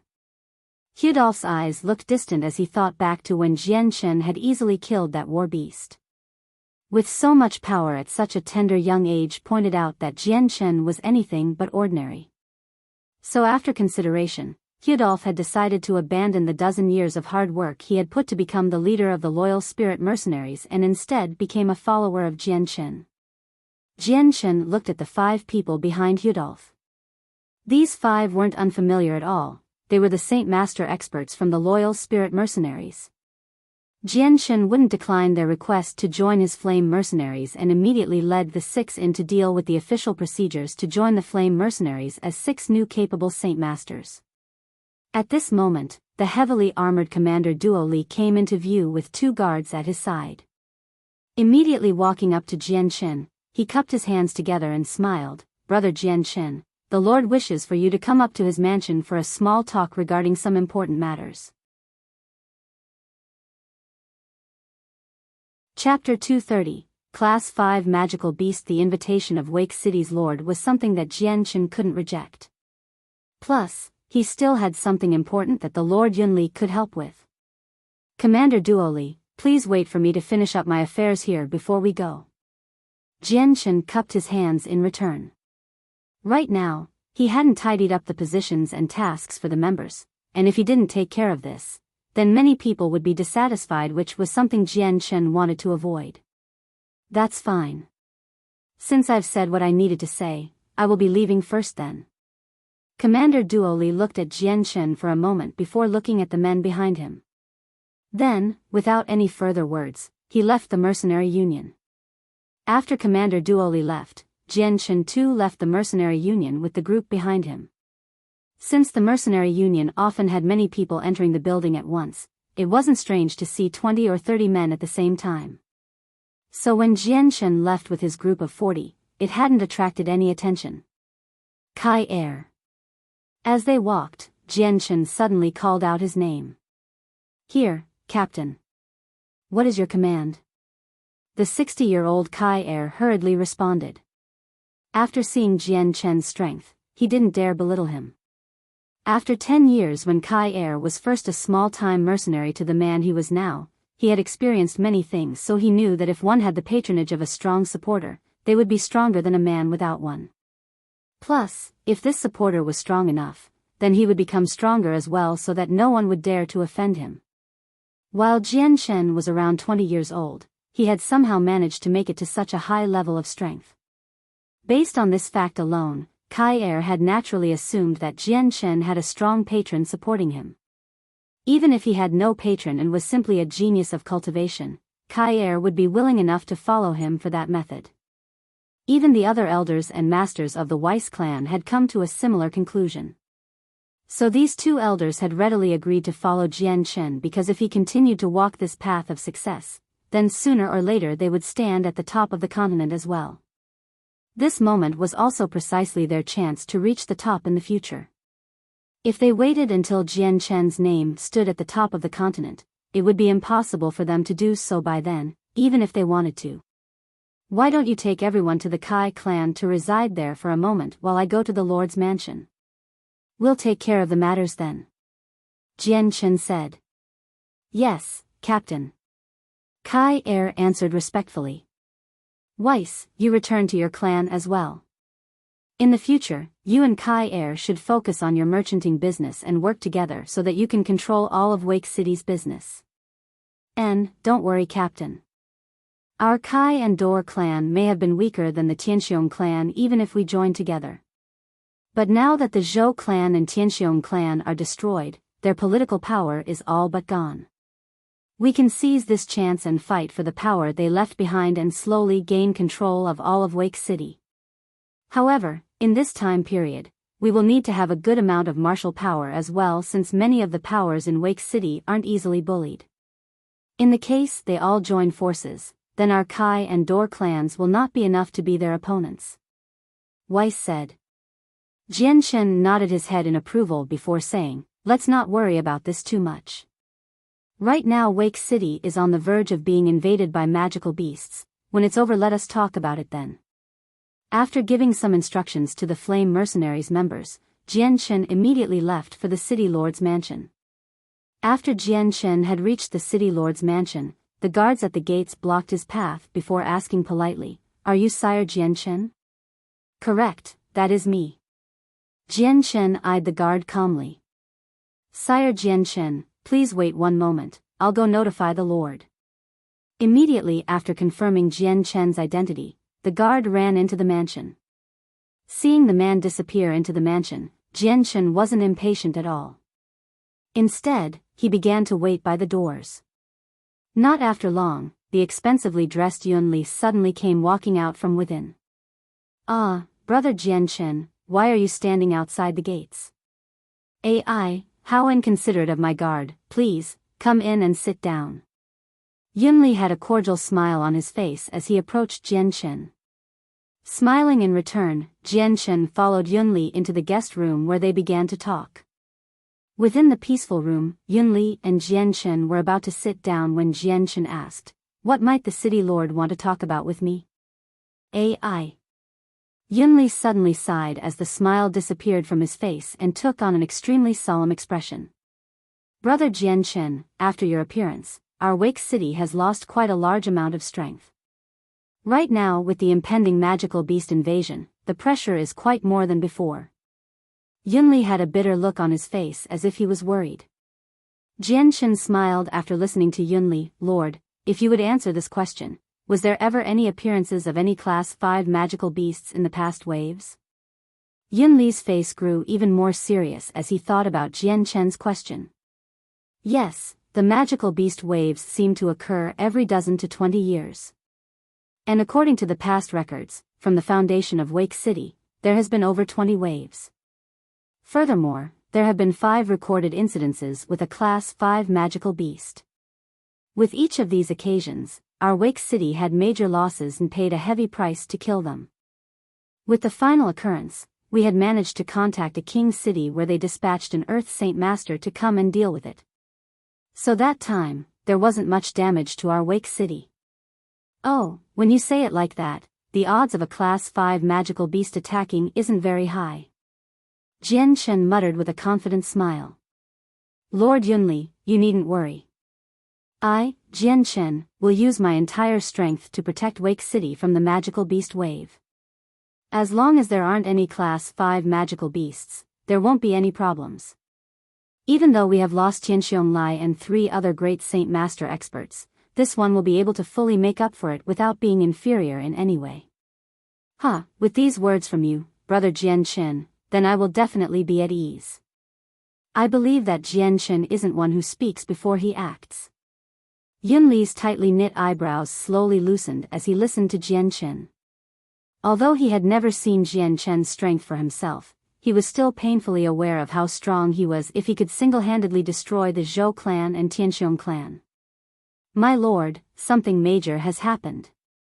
Suddenly the cries of a panicked person could be heard from outside the room. Shortly afterward, the closed doors to the room had been thrown open as a heavily bloody soldier suddenly came running in. My lord, something terrible has happened. The small squadron we sent into the magical beast forest on a scouting mission suddenly came across a Class 5 magical beast. Everyone aside from me was killed by the Class 5 magical beast.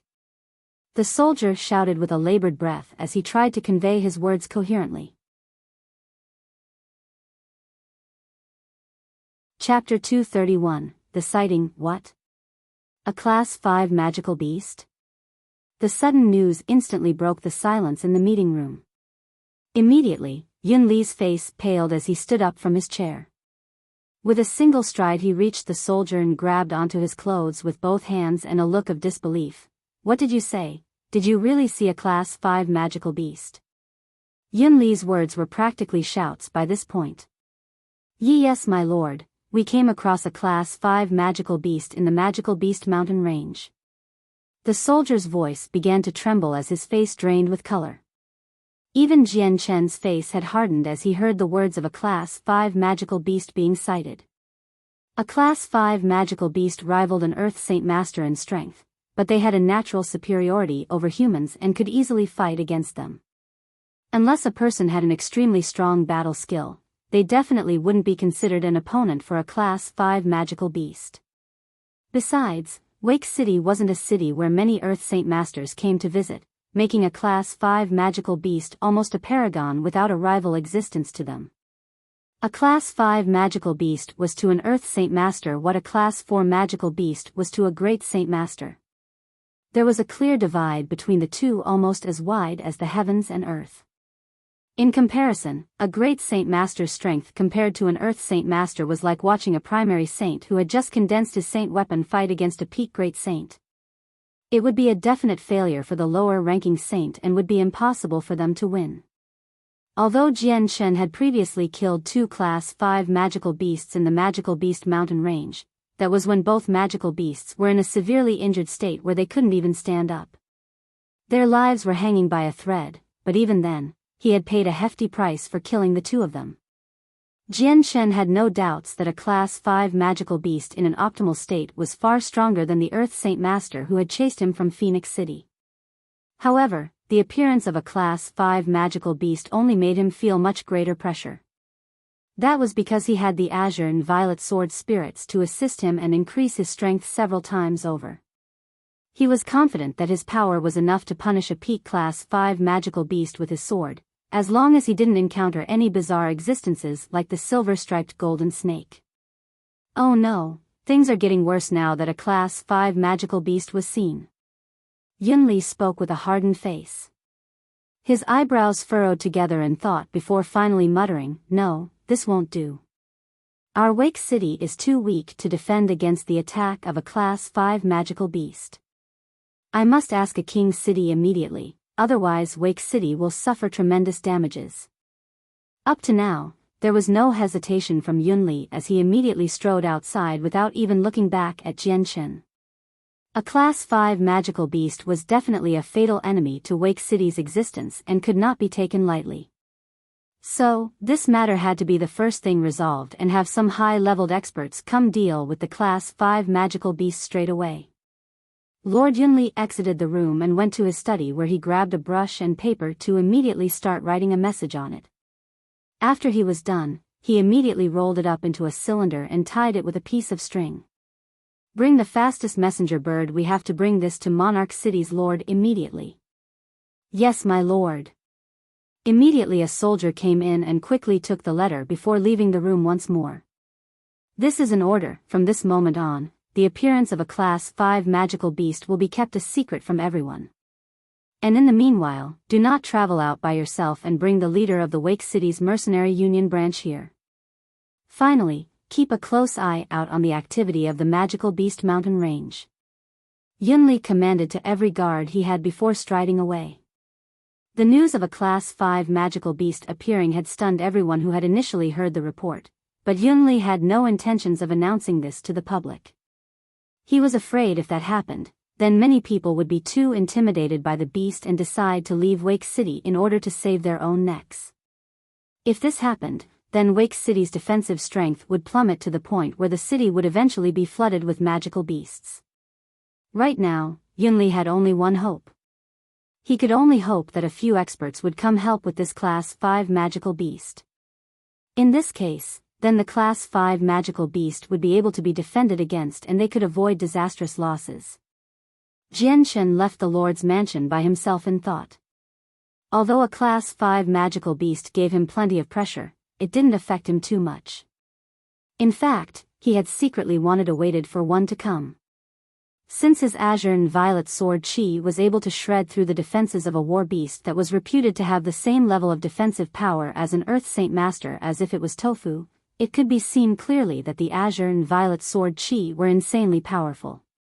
If it was that effective on a war beast, then what type of result would it have on a Class 5 magical beast? Following the route he had memorized back to the Kai clan, he quickly entered the courtyard Kai heir had allocated for the flame mercenaries to live in temporarily. The Kai clan was a 30-year-old clan, and so the information it had collected on others couldn't compare to the Zhou clan. Thus, the guards of the clan only numbered around 100. Under the supervision of the armored Kai heir, another group of guards would patrol around the flame mercenaries' courtyard.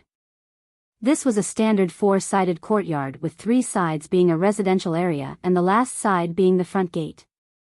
In the middle there was a large patch of grass where a few dozen flame mercenaries sat in small groups and chatted among each other.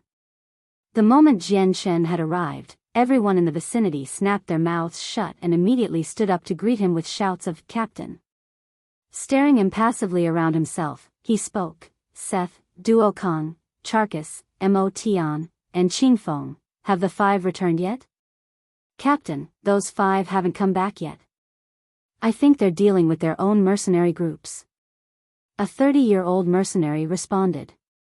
Suddenly, a voice called out behind him as a servant of the Kai clan suddenly came running towards Jian Shen. There was a fearful tint in his eyes as he approached before stopping right in front of Jian Shen. "My lord, the Golden Dragon mercenaries and Charkis mercenaries." Before the servant had even finished speaking, Kai heir waved his hand. "I know already, you may go." "Yes, my lord." Jian Shen smiled at the servant before turning to Kai heir. "Everyone stay here for now.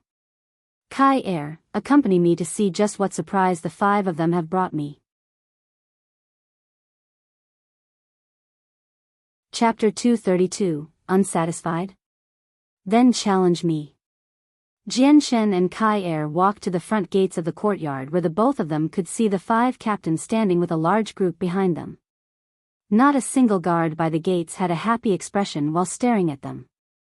The moment Jian Shen and Kai heir walked out to the gates, every single person standing behind Seth's mercenary group suddenly began to emit a faint aura of bloodlust. This was something only those truly baptized in the waters of death could prepare themselves for. In front of this amassed group of bloodlust, only those with a strong will would be able to approach. "Captain! Captain!" Upon seeing Jian Shen, Seth, Duo Kong, Charkis, Mo Tian and Qingfeng cried out to him. Straight after the 5 called out Jian Shen's name, the 100 men immediately focused their glares onto Jian Shen with cold stares like ice and their bloodlust matching those of a beast. However, after seeing how young Jian Shen was, a few of them couldn't help but look on in shock. Before they came, their captains hadn't disclosed the matter at all to them. So they knew quite clearly that they were to follow their captains to join an even stronger mercenary group with greater potential. Switching mercenary groups wasn't an unacceptable task to them, and so they tagged along with their captains to see this group. However, they didn't imagine that their new captain would be this young. 5 mercenary groups. The men behind us are our good brothers and the cream of the crop who are willing to join the flame mercenaries. Charkis pointed at the group behind him as he spoke to Jian Chen. There's a total of 121 men with us here.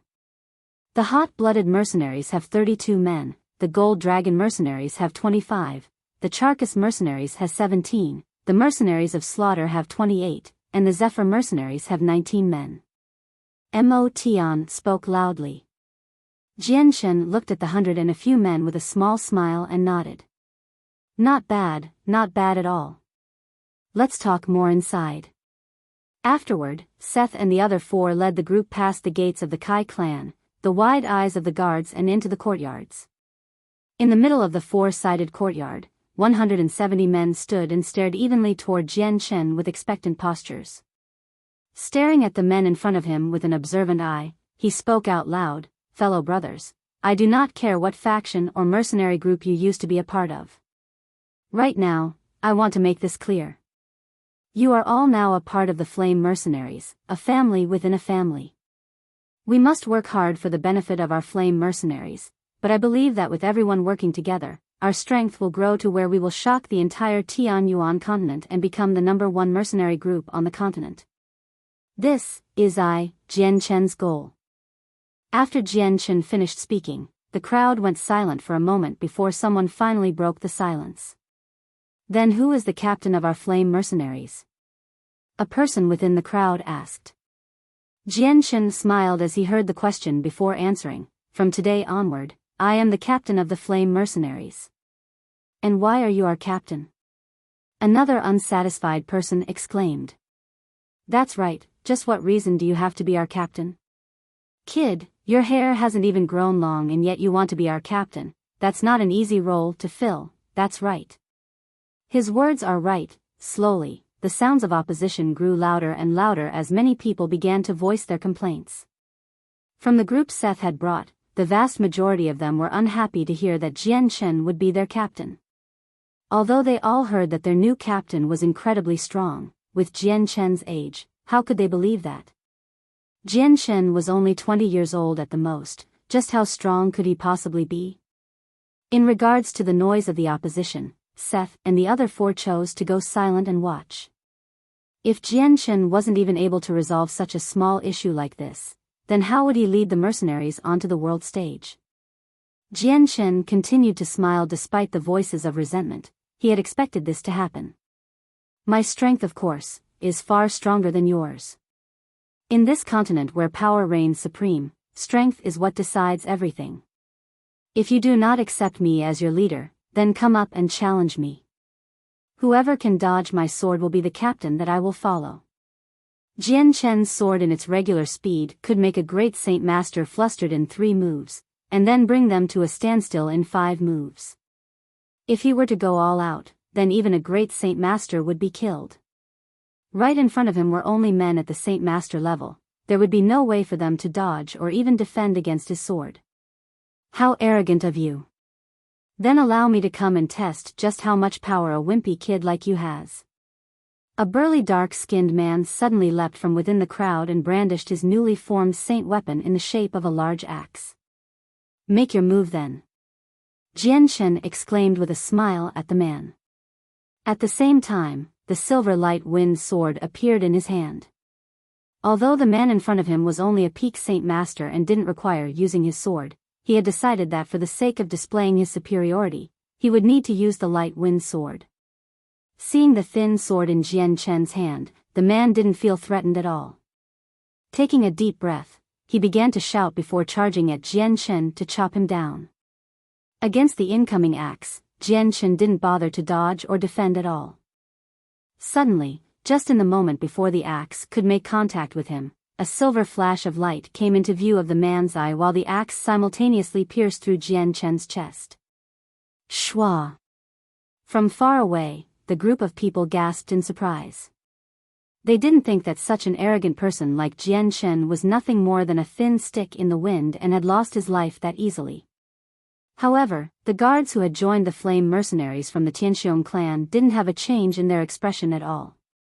They had clearly seen Jian Chen's strength for themselves. There was no way that such a simple attack like this would be able to make a claim on Jian Chen's life. How queer, that was actually a phantom image.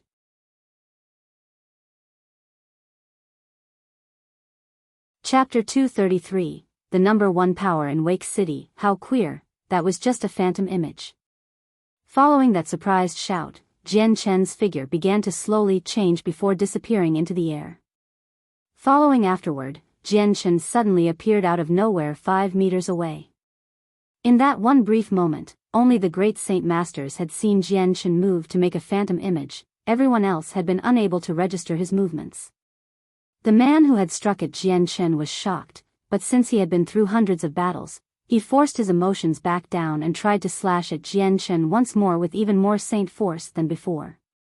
The sharp blade of the axe made a loud swish sound as it flew through the air down onto Jian Chen. Jian Chen stood emotionlessly as he awaited for the man to reach him. The light wind sword had already long disappeared from his hands, but he looked at the man and spoke gently, "You've already lost." The man looked at Jian Chen blankly. At Jian Chen's words, he couldn't help but to stop for a moment as he asked with a perplexed look, "I've lost?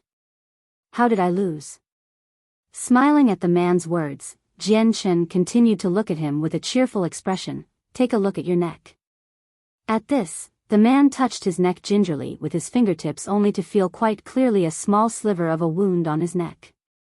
He didn't know when that wound had appeared, but he did know that it wasn't there before. The wound had only just cut open the topmost layer of his skin so that he couldn't feel any blood leaking out or even any pain.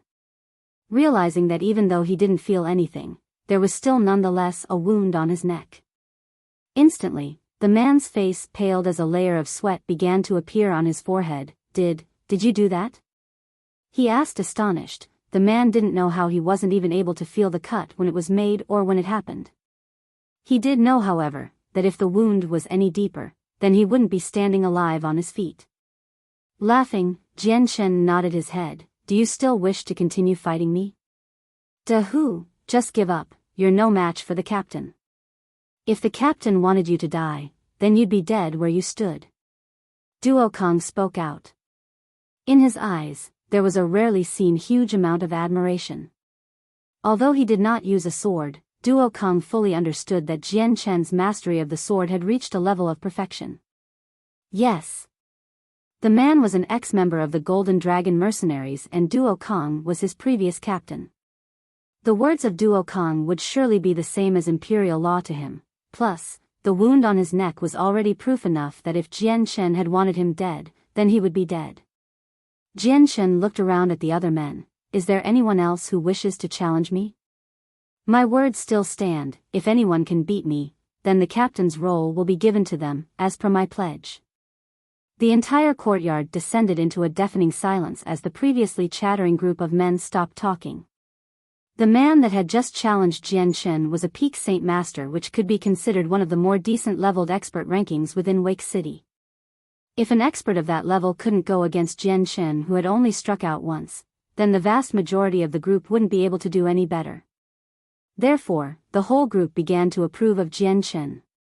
With one final look around at everyone, Jian Chen revealed a victorious smile and said, "Since no one is speaking up, then starting today, you are all members of the Flame Mercenaries, and I will be the captain. Are there any complaints?"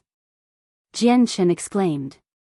"I've no objections. I, Duo Kong, pledge myself to you." Duo Kong of the Golden Dragon Mercenaries declared. "I too have no objections. I, Seth, will obey the captain's orders unconditionally." Seth of the Hot-Blooded Mercenaries followed up. After that, the rest of the mercenaries began to pledge themselves to the Flame Mercenaries. If their old captains had acknowledged him, then naturally they would follow suit and try to appease their new captain. Afterward, Jian Shen brought Seth, Duo Kong, Charkis, Mo Tian, Qing Feng and the rest of the mercenaries to the mercenary union. As long as they were to officially join his flame mercenaries, they would be able to accomplish missions for the sake of the mercenary group and increase their ranking. If Jian Shen was determined to make the flame mercenaries the number one mercenary group within the continent, then the mercenary rankings were unavoidable. This would have to be the first step to accomplishing Kendall's last wish. A group of 100 men along with 5 of Wake City's reputable members had quickly caused a disturbance in the streets. Each and every bystander looked on at the group with shock, and when they made out the figures of Duo Kong and the other great Saint Masters, they couldn't help but feel excited as they talked among themselves. Duo Kong and the other great Saint Masters were undoubtedly the experts of Wake City. Each one of them was a leader of a 100-man strong mercenary group which could be considered quite powerful within Wake City. Although they were not seen on the streets often, since the 5 of them had shown their faces at the same time, such a thing would naturally cause everyone to look at them. Jian Shen leading at the front was the focal point of the attention as everyone began to wonder who he was. The thing was, no one knew that Duo Kong and the others had already disbanded their mercenary groups. After a long time of handling the official procedures, by the time Jian Shen and the rest walked out of the mercenary union, their statuses had already changed. From the captains of several different mercenary groups, they were now mere C-ranked members. At the same time, the Flame mercenaries were now 600 members strong. Aside from Jian Shen, there were 7 great Saint Masters and 6 Saint Masters. Although this number wasn't big, they could already be considered the strongest power in Wake City. At this point, only the city lord of Wake City with his troops of 200,000 soldiers would be able to contend against the Flame mercenaries. Also, the news that Seth and the other 4 men joined an unknown mercenary group had spread like wildfire from the mercenary union. In a flash, this piece of information had caused the entirety of Wake City to be shocked. As for the never-before-heard of Flame mercenaries, their name had quickly made its way around the entire city. Jian Shen hadn't cared at all when the whole of Wake City went into an uproar over this sudden development, since he had long since anticipated a reaction like this. After the procedures were done, Jian Shen and the group had immediately returned back to the Kai clan's courtyards. In the expansive courtyard, everyone was sitting down as Jian Shen began to explain a few things. Holding a space belt, he held it towards Kai Air and said, "There's a few monster cores inside, distribute a few to everyone and cancel any activities for now. Have everyone carefully increase their strength and make sure they are at their optimal state for the magical beast wave." Kai Air took the space belt from Jian Shen and proceeded to distribute the inside items to everyone. Jian Shen then took out 7 fist-sized class for monster cores and proceeded to hand it over to the great Saint Masters. For the next 2 days you will all also improve your own strength.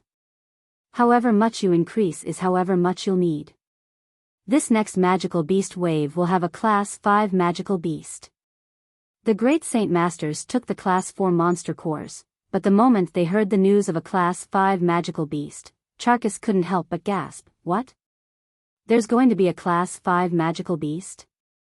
Jian Shen nodded his head seriously, "That's right, there will be a class 5 magical beast. It would seem that this magical beast wave won't be as easy to defend this time."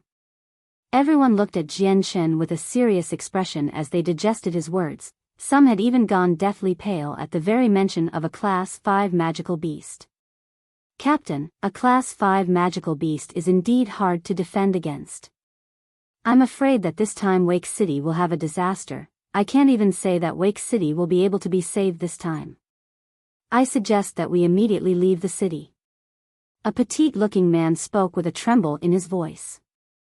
The threat of a class 5 magical beast had left a fearful effect on his heart.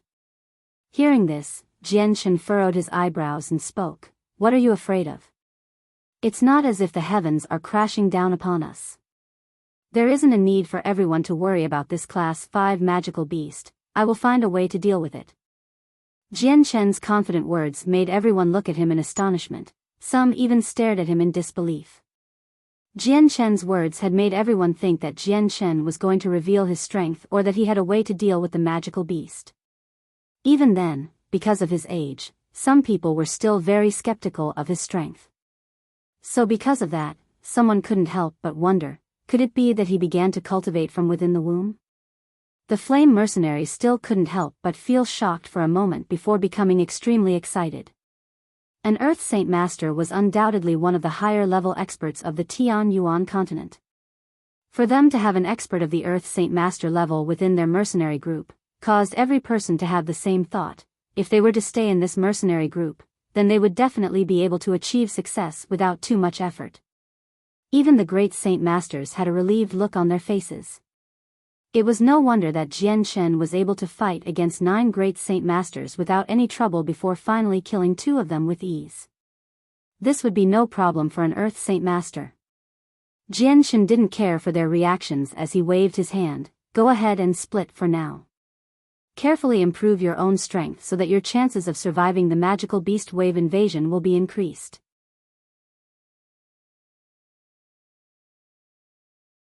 Chapter 234, Battle Skill. An unexpected discovery afterwards, Jian Shen walked to a courtyard that the Kai clan had specifically made for him. Jian Shen sat at a table in this spacious and quiet courtyard and pulled out 3 space belts. One of these 4 space belts was from Zhou Butong of the Zhou clan. 2 others were from Tianxiong Lai and Tianxiong Daoyun. Back when he had left the Tianxiong clan, Jian Shen had gathered the 2 brothers' space belts. The day before, he had destroyed the Zhou clan and then immediately destroyed the even stronger Tianxiong clan, so Jian Shen had spent a night recovering the Saint Force he had lost. This meant that he hadn't had any time to examine the contents within the space belt. He now finally had some time to spare, and so he could look at Zhou Butong's space belt closely. Jian Shen extended his arm to reach for the space belt and immediately looked at the items within. Inside the space belt, there was a small mountain of Class 1 and Class 2 monster cores, both numbering to around 200 in quantity. By the side, there was a small pile of Class 3 monster cores. Though smaller than the mountain besides it, there were still 20 cores. Meanwhile, there were only 2 Class 4 monster cores. Apart from that, there were 4 small piles of coins. Copper, silver, gold, and purple coins were all gathered in 4 neat little piles, and in Jian Shen's estimation, there was a total of 10,000 purple coins worth of money. This must have been the daily allowance for the expenditures of the Zhou clan. Aside from this, the space belt had a few other things like clothes, but nothing too precious. After that, the space belts of Tianxiong Lai and Tianxiong Daoyun were examined. Tianxiong Lai's space belt had plenty of monster cores. There were 200 Class 1 and Class 2 monster cores, 40 Class 3 monster cores and 5 Class 4 monster cores. There were 2,000 purple coins and a purple card with an unknown amount of money associated with it. Tianxiong Daoyun's space belt, on the other hand, was more wretched.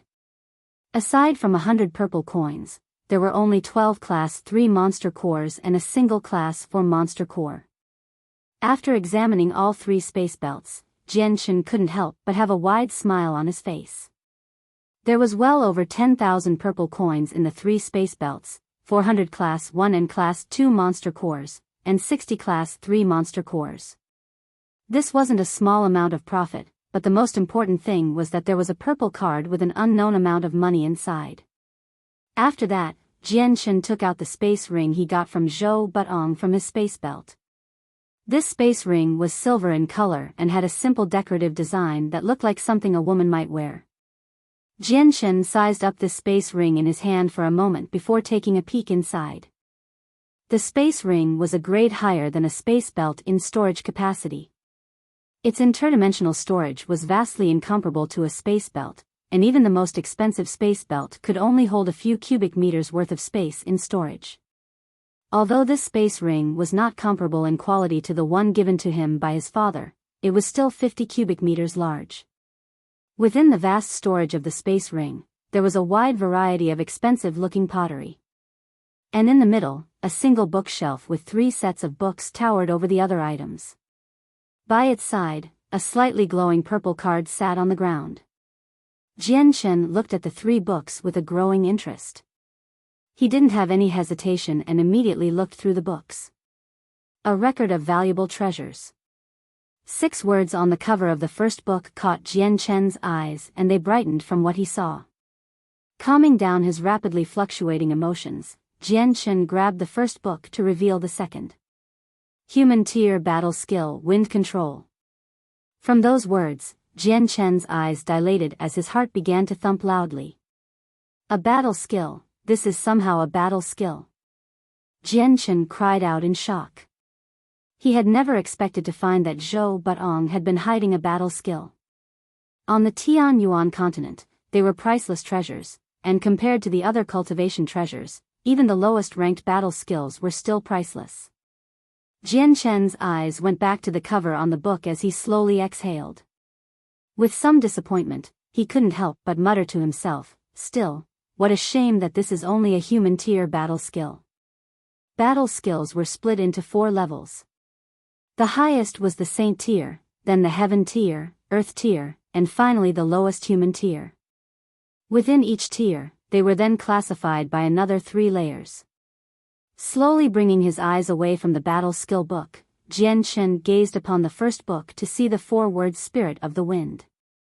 This was a human tier cultivation method best suited for those with the Wind Saint force. Shaking his head with disappointment, Jian Chen looked away from the Wind Control and Spirit of the Wind books. These items were things that many people wouldn't even be able to dream about, but to him, these were something that were of little use. When he was in Kargath Academy, he had access to even heaven tier cultivation methods, so a human tier cultivation method wasn't something that could spark his interest. Jian Chen set the treasured objects back on the table and then slowly started to read. Time quickly went by as 2 days came and went. In those 2 days, Jian Chen and the Flame Mercenaries were all sitting within the Kai clan courtyards cultivating in peace. The news of a Class 5 magical beast had brought about a large amount of pressure on them all, so everyone was trying their best to improve their strength in order to help protect themselves during the coming battle.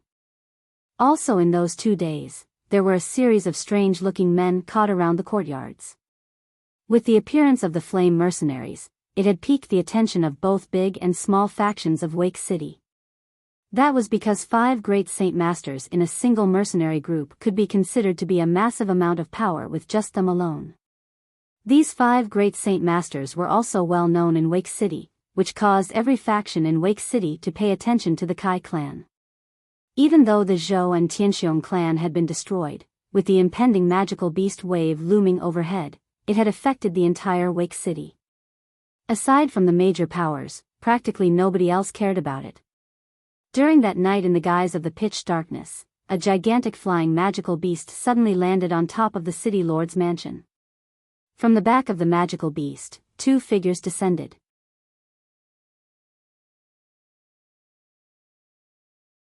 Chapter 235, Senior Envoys. In the pitch dark night, a large flying magical beast suddenly descended upon the city lord's mansion. Thanks to the bright illuminations by the building, the shape of the flying magical beast could be roughly determined. It looked like an eagle with pitch-black feathers and its wings spanning out to around 20 meters. On its back, 2 figures suddenly dropped down onto ground below with their clothes billowing in the wind. In the courtyard, Yunli stood by with a group of soldiers standing behind him nervously. Yet there was also an expectant look on each one of their faces. As the flying magical beast descended, Yunli continued to wait. But the moment it drew close, Yunli called out to the 2 figures, "This one is honored to greet the envoys." Dong dong dong dong. In the early morning of the Kai clan's courtyards, the large knocking sounds of the door suddenly broke the early silence. Jian Chen slowly opened his eyes as he looked toward the door. "Kai heir, come in." With that, the doors began to creak open as the expensively robed leader of the Kai clan came walking in. Welcoming the ever-so-calm Jian Chen, he greeted, "Captain, Lord Yunli came by just recently and mentioned that he wanted to see you. He's currently waiting in the main halls." Muttering to himself, Jian Chen said, "Just what does he want me now for?" "That I do not know, but judging by his expression, it must be something serious." Kai heir replied. "Well then, let us greet him." Jian Chen threw the 2 Class 3 monster cores in his hand and followed Kai heir out of the room. Following Kai heir, they reached the halls of Kai clan only to see the armored Yunli standing with a middle-aged man next to him.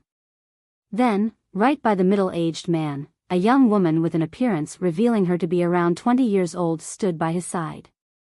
In the last 2 days, Jian Chen had made sure to pay attention to each important member of the Kai clan. This middle-aged man was Kai Er's son, Kai Lak. He was 40 years old this year, and the 20-year-old woman by his side was Kai Er's granddaughter, Kai Di.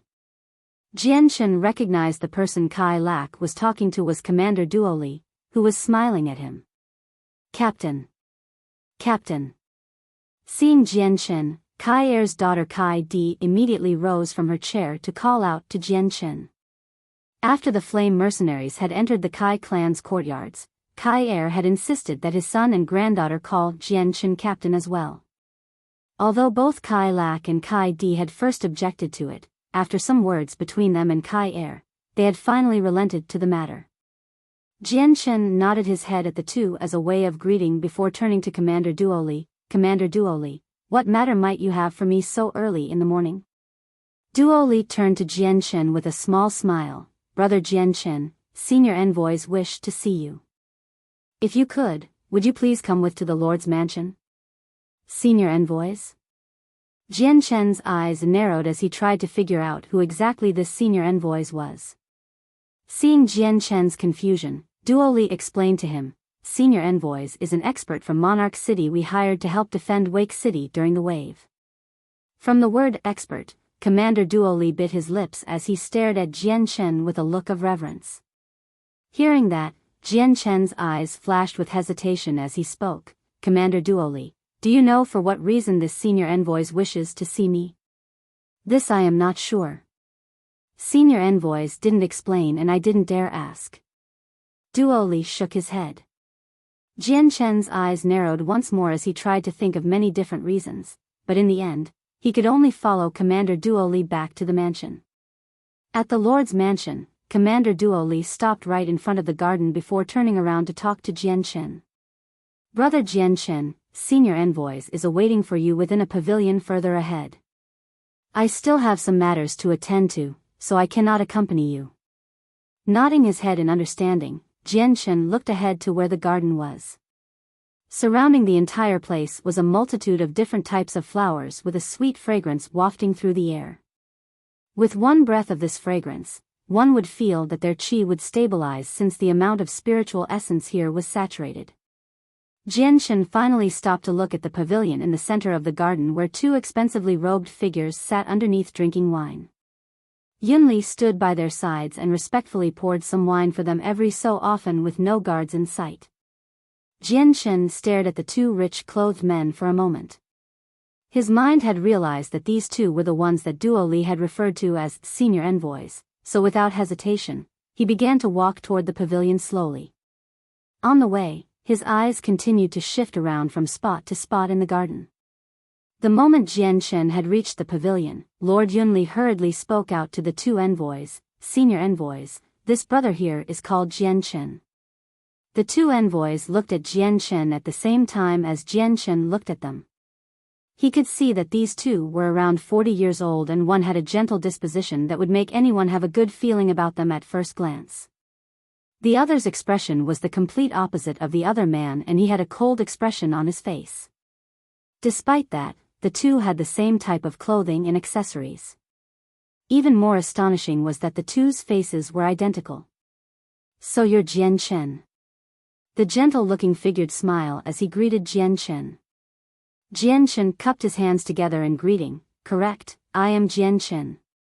Might this one ask what fellow brothers here want? Jian Chen's voice was neither disrespectful or respectful, and his posture was not improper in etiquette.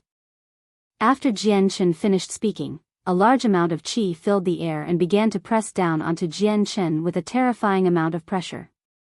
Underneath, Jian Chen immediately felt that it was as if he were being weighed down by a heavy stone and found it suddenly hard to breathe.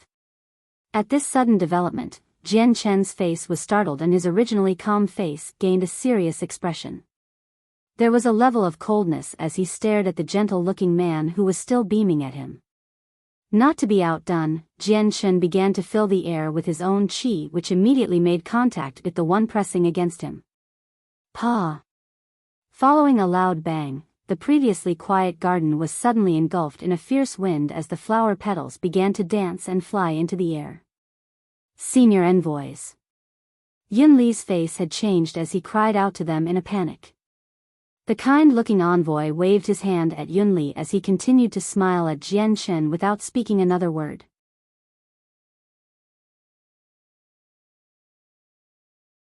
Chapter 236. The soaring sword Qi. Jian Chen's qi had interweaved with the envoy's qi in midair in a way reminiscent of two dangerous beasts tearing away at each other without relenting.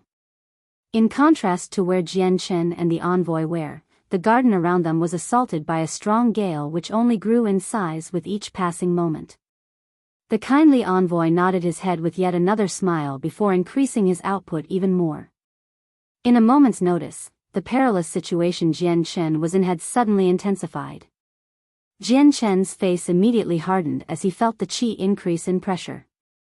It was only just recently that Jian Chen was fighting at an even level with the man, but straight away, Jian Chen felt as if the entire area around him had frozen and he was trapped within. Unable to break free of the restrictions, even his clothes had been tightly pressed against him due to the envoy's qi. Jian Chen's throat released a small growl as he quickly increased his own qi. Quickly, it began to reach a peak, but the amount of qi the other man was still controlling Jian Chen and so he was unable to break free. Despite all of his best efforts, the amount of strength being imposed onto Jian Chen was similar to being tasked with climbing an unclimbable mountain. These two envoys were of the Earth Saint Master class while Jian Chen was only at the primary Great Saint Master level, therefore it was impossible for him to try and compete with either of the two. Although Jian Chen wasn't able to move even a fraction underneath the overwhelming qi, he was still unyielding to the man. His inner saint force continued to circulate as it tried to counteract the foreign qi surrounding him. Underneath Jian Chen's legs, the ground began to split away into several cracks. From the center of his feet, a series of spiderweb-like cracks began to develop in every direction. After the stone had broke, Jian Chen was slowly starting to sink into the ground. Seeing how the envoy from Monarch City was treating Jian Chen, Yunli couldn't help but have an anxious look on his face from the side. In his heart, he had already been convinced that Jian Chen was the young son of an influential clan somewhere with a potential that could only be seen once every 100 years. If a youngster like him was able to reach the Great Saint Master level, then it was hard to tell exactly where his real limit was, or what heights he could reach. If this envoy were to offend Jian Chen, then he wasn't sure exactly what problem would later occur. Most importantly, if Jian Chen were to harbor a grudge after this, then a headache of a problem would definitely occur and trouble would happen. Despite the worry on Yunli's face, the two envoys in front of him were not people he could afford to offend. So, after a single attempt at placating the two, he didn't say anything more and in fear of angering them, he stood by the sidelines once more. The envoy was trying to test Jian Chen's strength and so they continued to increase the pressure onto Jian Chen. At this moment, both of Jian Chen's legs were breaking through the dirt, making him sink into the ground. Jian Chen's face was incomparably white as if a heavy stone was still pressing down onto his body. Just breathing was a difficult task for him, but he continued to grit his teeth and persevere and his eyes grew colder by the second as killing intent grew with it.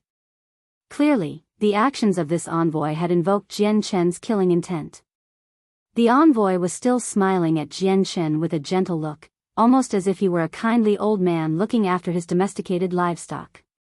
However, by this point, the ever-increasing amount of qi pressing down on Jian Chen was so much he wasn't able to move even a fingernail. This must be the true extent of an Earth Saint Master's strength. With just his qi, I've been unable to move, how terrifying. I can't even compare to him as a great Saint Master. Jian Chen thought to himself in shock. The difference between an Earth Saint Master and a Great Saint Master was like the difference between heaven to earth. There was just a huge line that separated between them. Just as Jian Chen was barely able to control his breathing, suddenly the azure and violet glows of light within his dantian suddenly emerged from his body in the form of two glows of light around his head. They looked to be the two handles of a sword that were currently stabbing into his head. At the same time, an unbelievably strong amount of sword qi flew outward almost as if it were appearing out of nowhere. In a split second, the entire garden was filled with sword chi and every unit of air was condensed with it. The feeling was quite sharp, unlike the gentle caress of a simple stream of wind. In fact, the feeling was similar to being sliced by multiple swords with a stinging sensation. The moment the sword chi flew out from Jian Chen's body, the flowers all around the garden began to dance wildly as the next moment, a storm of dust covered the entire area. With a second look, not a single stalk of grass or flower was left remaining. Abruptly, the stone pavilion echoed with a rustling sound, as the entire storm of dust covered the sky in every direction. A short moment later, the outside of the pavilion couldn't even be seen anymore thanks to the dust which completely covered everyone's line of sight. What type of power is this? Hurry up and get back. The two envoys no longer had their calm expression on their faces and immediately flew backward to escape from the perimeter of the sword chi. Even Yun Li's reaction wasn't too slow and he immediately leaped backward as well. His entire face was filled with anxiety before shock quickly overtook it. Just as the two envoys retreated, the two azure and violet-colored swords suddenly disappeared from sight back into his body in a single instance. Following their disappearance, the shroud of sword chi receded as well, leaving behind the remnants of the flower garden with scars everywhere. The two envoys and Yun Li stood 100 meters away in shock as they looked at Jian Chen with disbelief. However, in comparison to earlier, Jian Chen was in a sorrier state than before as the ground beneath his feet were filled with cracks. From the three men's faces, a decent amount of tiny wounds with blood barely leaking out could be seen. Though, they weren't fast enough to retreat before some of their hair had been cut into pieces and floated away into the wind. Even their clothes had been ripped and began to stain with blood. Just what type of power is this? How could it be this terrifying? The gentle-looking envoy cried out with shock and a healthy amount of fear reflected on his face. In that split second, both envoys had used their saint force to protect themselves. However, something absolutely shocking had happened then.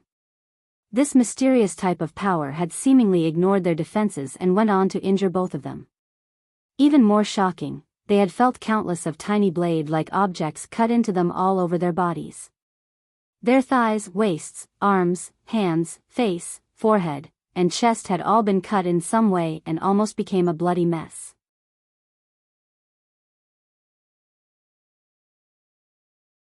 Chapter 237, Magical Beast Invasion. Seeing the miserable situation the two envoys were in 100 meters away, Jian Chen felt the final dregs of his anger flowing away from him.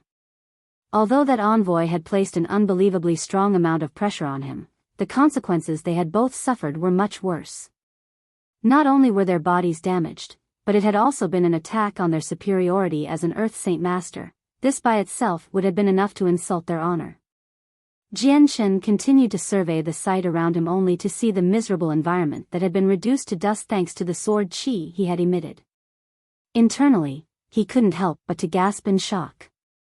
With the azure and violet sword spirits being so strong, the little amount of sword chi they had released from his body could only make him tremble with shock.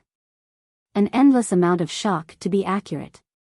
For only a small amount of sword chi to bring about such a large impact on an Earth Saint Master, that was unbelievable. If the extremely weak azure and violet sword spirits had such an overwhelming amount of power now, then Jian Chen couldn't even begin to imagine just what kind of terrifying amount of power they might have at their strongest point. This is how strong he is? How terrifying. The raggedy Yun Li went pale in the face as he muttered to himself. His forehead glistened with sweat like the other two envoys by his side. With his clothes no longer doing a proper job, every inch of his body could be seen with wounds and blood dripping all over. If it were not for the fact that he were bleeding, then no one would have believed that he had been injured. The people in Jian Chen's eyes had been completely terrified at his power. Looking at the three of them, he couldn't help but take pleasure in their pain.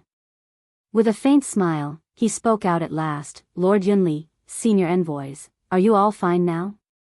With each word spoken, Jian Chen took another step toward them. "Brother Jian Chen, don't come any closer." Seeing how Jian Chen was slowly advancing, Yun Li couldn't help but feel startled as he cried out loud while simultaneously taking a few steps back as well. From the sudden event that had just transpired, Yunli was so terrified that his courage had completely been obliterated. That unbelievable amount of sword chi was far too terrifying, and if his reaction speed had been any slower, then he had no doubts that he too would have been reduced to nothing more than dust.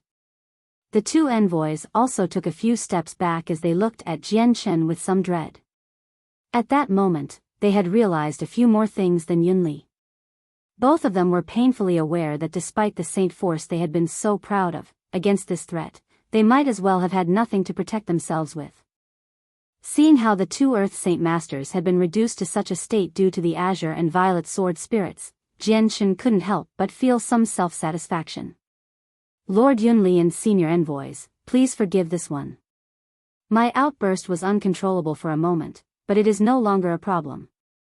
Looking around the garden in its obliterated state, the two envoys couldn't help but have an extremely grim expression on their faces. That power just now, just what was it? Jian Chen shook his head with a sigh. Envoys, please forgive this one. There's just some things that this one cannot speak of. However, that outburst of power just now wasn't under my control. If this one has committed any offenses, this one hopes the seniors forgive it. AI, there is no problem at all. If we are in such a situation like this, then it is our fault completely. If I had not tried to test you with my chi, then that power of yours would never have manifested. The gentle-looking envoy immediately responded. After he had come to Wake City, he had heard about Jian Chen's achievements so far.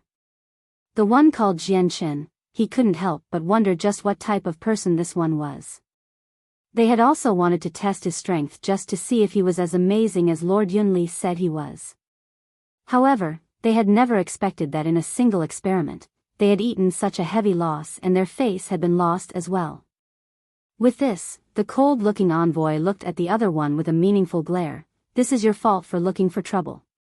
Hearing that, the first envoy couldn't help but laugh sheepishly. Jian Chen, if we have offended you, we do hope that you do not take it to heart. Hurriedly, Jian Chen replied back, how could that be? Your words should be coming from me. I truly do wish that seniors do not take offense. Senior envoys, brother Jian Chen, because of this recent destruction, why don't we switch places to talk? Yunli spoke up suddenly. Despite having a body full of injuries, they were nothing more than superficial wounds and would be nothing more than a hindrance. Seeing how the two envoys and Jian Chen had made up, Yunli couldn't help but sigh in relief secretly. Afterward, the three followed Yunli to an even more elegant lounge. On their way to the hall, however, many guards gave strange looks at the ragged condition Yunli and the two envoys were in, but no one said a thing. A little while later, the four finally arrived in the quiet halls where they began to talk to each other. Finally, Jian Chen had found out the envoys' names as well as understanding their natures a little bit more. The two envoys were brothers from the same parents, but their characters had been the exact opposite. The kindly one was the older brother named Cat-Ada. Of the two, he was the well-natured one and only had a smile on his face, allowing people to feel at ease with him. The other person was the younger brother, Katafi. Compared to his older brother, he was rather cold and silent, causing people to feel as if he was extremely distant from them. After the talks, Cat-Ada had continuously tried to wrestle Jian Chen's identity from him, but each time it was carelessly answered with a vague response. Even Cat-Ada had realized later that Jian Chen wasn't willing to answer such a question, so he ceased to ask such questions in order to avoid being confused and to avoid incurring Jian Chen's wrath. After the situation in the garden, Cat-Ada didn't dare to underestimate Jian Chen. At this moment, Duo Li had came back with a serious expression. After greeting the envoys, he immediately turned to Yunli. My lord, a report just came in. There's a large wave of magical beasts heading out from the forests toward Wake City. Suddenly, everyone there stopped talking as Yunli gave a heavy stare. How many are there? Many, just far too many for us to even count. Duo Li replied gravely. Was there any traces of a Class 5 magical beast? Cat-Ada asked. Our reports say the scouts are too afraid of entering the magical beast mountain range. At the most, they'll enter the outskirts and so they weren't able to find any traces of it. Duo Li held his hands in an apologetic manner. Duoli, prepare the entire city immediately. Withdraw the scouts and shut the city gates to prevent anyone from leaving. Yunli thundered as he jumped from his seat to run out of the room.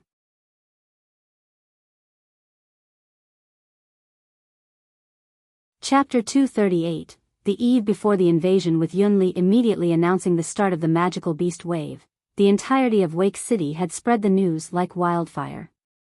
Suddenly, the entire city exploded into action, as every single mercenary group that heard the news immediately trekked toward the city gates with their brethren to prepare. With the news of combat to be close at hand, the atmosphere was unnaturally serious, but at the same time, everyone was rather excited. The moment Jian Shen left the Lord's mansion, he returned back to the Kai clan where the 7 great Saint Masters and 100 other members of the Flame Mercenaries ran up to greet him. On the road, not a single caravan could be seen anymore, only a large amount of heavily armored mercenary groups heading toward the same destination. Among them, many of the mercenaries walked with an excited look to their faces. This time, the Mercenary Union in Wake City had issued a report that if they were able to provide the left ear of a magical beast, then they would be able to claim the money reward for killing a magical beast of its rank. The more ears they collected, the more rewards they could collect. While the magical beast wave was extremely dangerous, where one could lose their life if not careful, the allure of a monetary reward was tempting to those not afraid of death. However, this sum of money was all paid for by the city lord personally. Though it was not a small amount of money, with Wake City being so close to the magical beast mountain range and monster cores being a good source of money, it could be said that both Wake City and the lord were rich. Otherwise, they would have never been able to afford the type of walls a first-class city would have. When Jian Shen led the 100 men to the city gates 1,000 meters away, they suddenly found it harder to move as a large throng of men crowded the area and made it impossible to move. At this, Jian Shen merely stepped back and spoke out to the 7 great Saint Masters behind him, "Clear the way for us." The 7 great Saint Masters were all famous people within Wake City, with many people knowing who they were. So, many people immediately cleared a path for them, since many of the men felt intimidated by their presence. Exchanging places with Jian Shen, the 7 men's presence spiked in intensity as Duo Kong shouted out, "Fellow brothers, please make way." Under their control, the amount of power exuding from them had caused the road in front of them to suddenly clear out as if a sharp sword had cut through it and forced the group of people to move off to the side. Isn't that the captain of the Golden Dragon Mercenaries? I didn't think he'd be here. That's the captain of the hot-blooded mercenaries as well. I've heard rumors that they dissolved their mercenary groups to join another group called the Flame Mercenaries. Though, I'm not sure if it's true or not. The moment the 7 great Saint Masters showed their faces, they had immediately garnered the attention of everyone who began to talk about them. Hidden behind the large group, Jian Shen followed the 7 great Saint Masters without gaining anyone's attention. Just as the group was 500 meters away from the walls, suddenly a large commotion could be heard up ahead. Then, a heavily armored soldier came walking towards Jian Shen. It was the commander, Duoli. Brother Jian Shen, the Lord and senior envoys are waiting for you at the walls. Allow me to accompany you." The moment Commander Duoli saw Jian Shen, his voice grew even more polite than before. Walking ahead of the group, Jian Shen returned the smile, "Then if you would please do me the honor in leading." Afterward, among the astonished stares of everyone else, Jian Shen and Duoli left together toward the city gates. The walls of Wake City were that of the same standards of the walls in a first-class city. They were 40 meters tall and 20 meters thick. On top of the walls, there were all sorts of soldiers of various strengths. Not only that, but many strong mercenaries were also on top of the wall. There were also 30 magical crystal cannons mounted over the walls, with 5 mercenaries manning each one with a trunk full of monster cores. Commander Duoli brought Jian Shen to Lord Yunli, who was staring out beyond the city walls with a serious expression.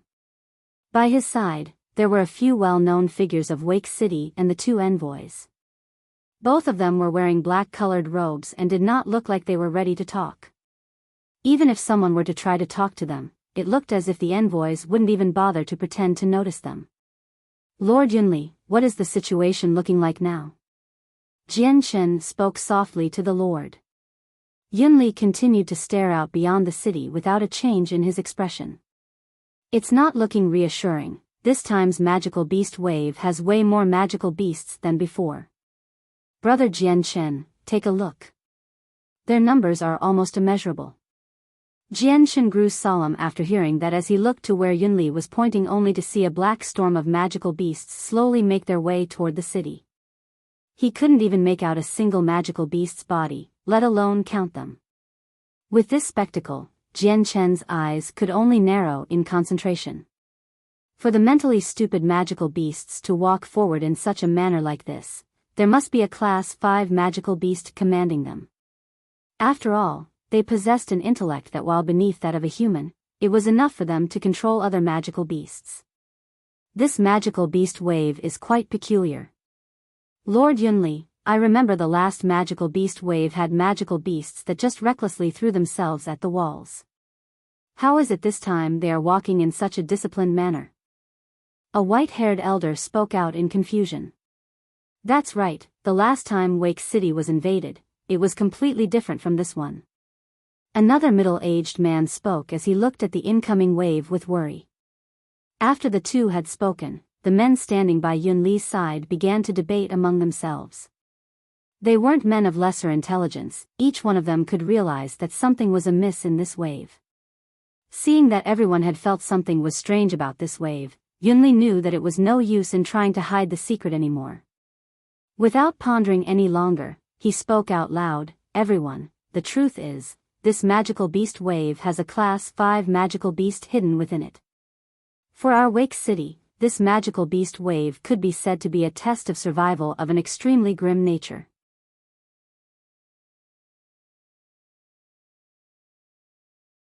Chapter 239. The beginning prominence of one's reputation. After hearing Yun Li's confession, everyone's face immediately grew deathly serious.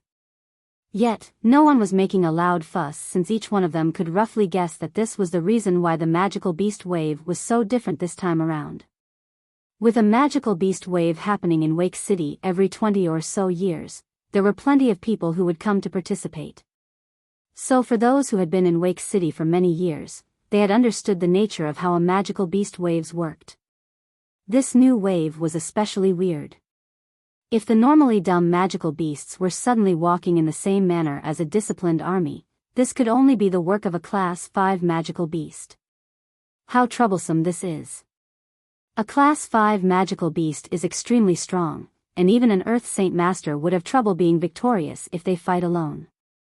With our Wake City having no experts of our own to help defend against a Class 5 magical beast, it looks like we can only hope to try and employ a strategy of overwhelming them with our numbers.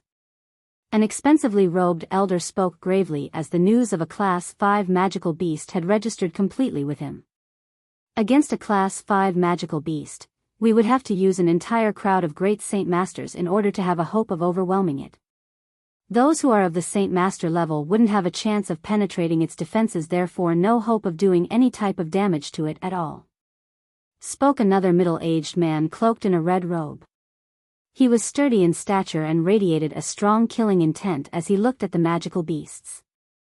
That's right, a Class 5 magical beast is something that only those at the great Saint Master level could hope to damage. Even then, if there is a Class 5 magical beast that specializes in defense, then great Saint Masters couldn't even hope to damage it, even if it stood still for us to hit it. I truly hope that this Class 5 magical beast won't be too hard to deal with, otherwise, Wake City will be extremely hard to defend. A short-haired man spoke out to the others. Words are easy to say, but if a Class 5 magical beast truly does show up, all of our great Saint Masters shouldn't be focused on it alone. Aside from the Class 5 magical beast, there are still a multitude of other magical beasts, certainly including many Class 4 magical beasts.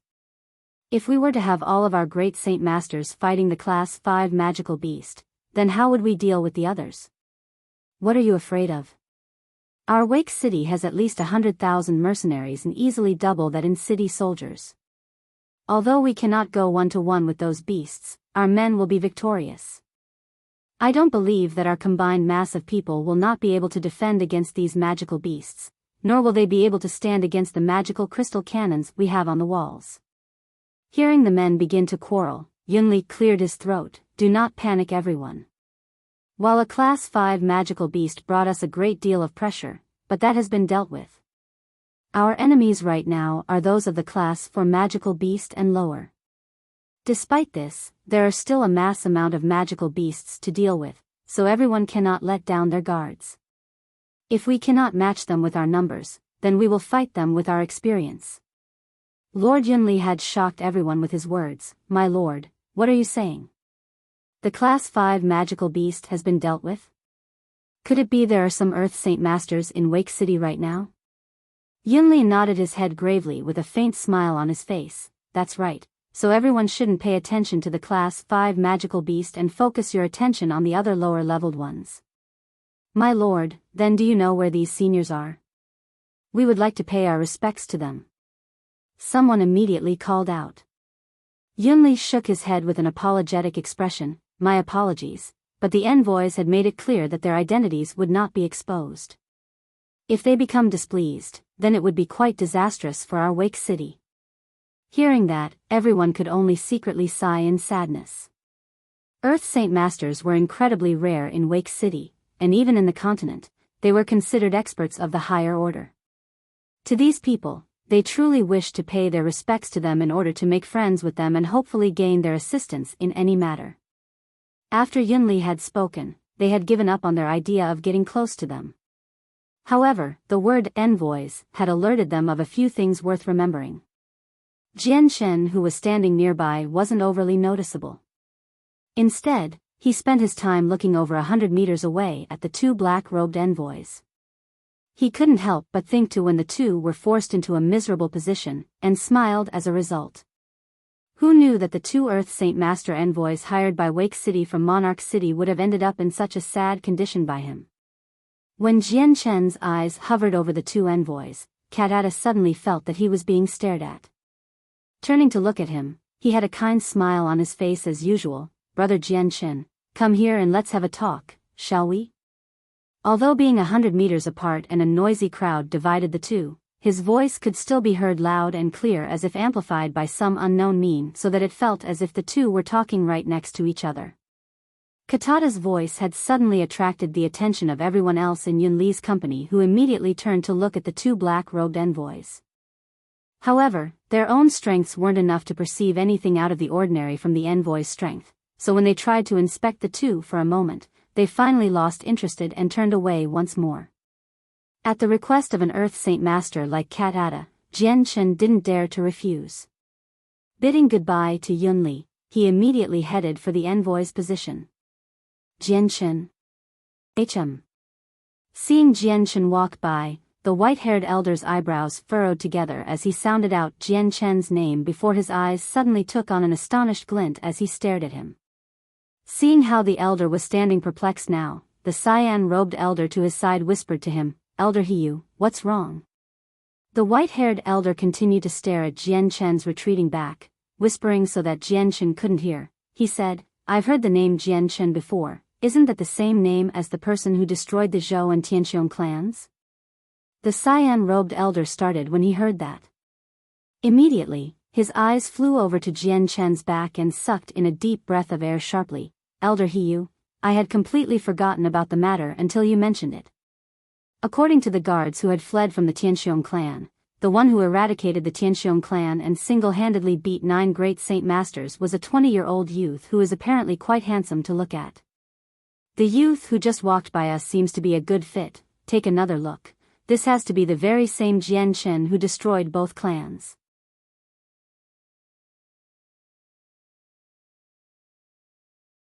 Chapter 240. 6 Cycles of an Earth Saint Master. The two elders continued to talk gently, but with everyone standing close by having a strong sense of hearing, they had naturally heard the words being spoken. What? The youth that was just standing here, was that Jian Chen? He's so young though, how could he be so strong then? Just how many youths have you seen wield so much power? A man spoke in awe.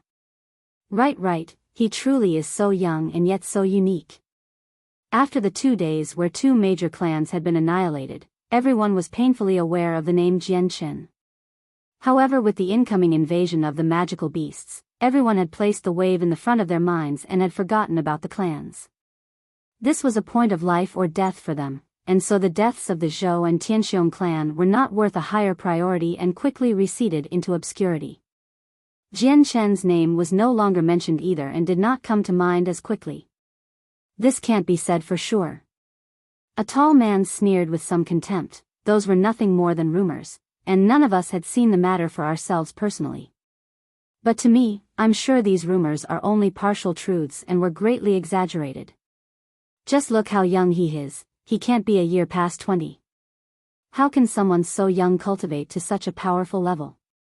Maybe he began cultivating when he was in his mother's womb? We can't say for certain that the destruction of the Zhou and Tianxiong clan was done by one person or with the help of a few others. The others began to nod their heads. What this man had said had a great deal of logic behind it. Rumors were rumors after all. Each one of them had weathered many storms and listened to many rumors, but only a small part of them were true, while the vast majority were half-truths or not even truths at all. Hearing the group trying to guess at the real truth, Yunli couldn't help but reveal a knowing smile on his face, yet at the same time, his body couldn't help but shake and tremble for a moment. He could only lament over the fact that he too was not aware of Jian Chen's strength, but he did know that the event regarding him and the envoy in the garden not too long ago had forced both the envoys and him to take a major loss. This wasn't something that Yunli was willing to share with the group. Jian Chen arrived at where the envoys stood with a smile. Whether or not Wake City can be successfully defended depends on senior envoys. Katada could only laugh as he looked at Jian Chen with an amicable smile. It was this smile that made everyone want to be good friends with him. Jian Chen, since I'm older than you, might I call you Junior Jian Chen, or is that too much? Katada asked casually. There's no problem at all, of course. Jian Chen replied with a smile. Even though Katada was smiling at him with such a kind look, he was still on guard. In his experience, if Katada's expression was a genuine feeling from the heart, then he was definitely a person worthy of being a friend with. However, if it was nothing more than something fake, then the man's strength should be feared and guarded against. Katada looked at Jian Chen closely. Junior Jian Chen, although my brother and I are both Earth Saint Masters, the strength of a Class 5 magical beast is still something that can go against our expectations. Even if the two of us were to join hands to kill the magical beast, it would still be a difficult task, so therefore, I sincerely hope that Junior can lend us a hand if the time arises. With a self-deprecating smile, Jian Chen replied, Senior Envoy, you must be joking. I've only the strength of a great Saint Master, how would I fight against a Class 5 magical beast?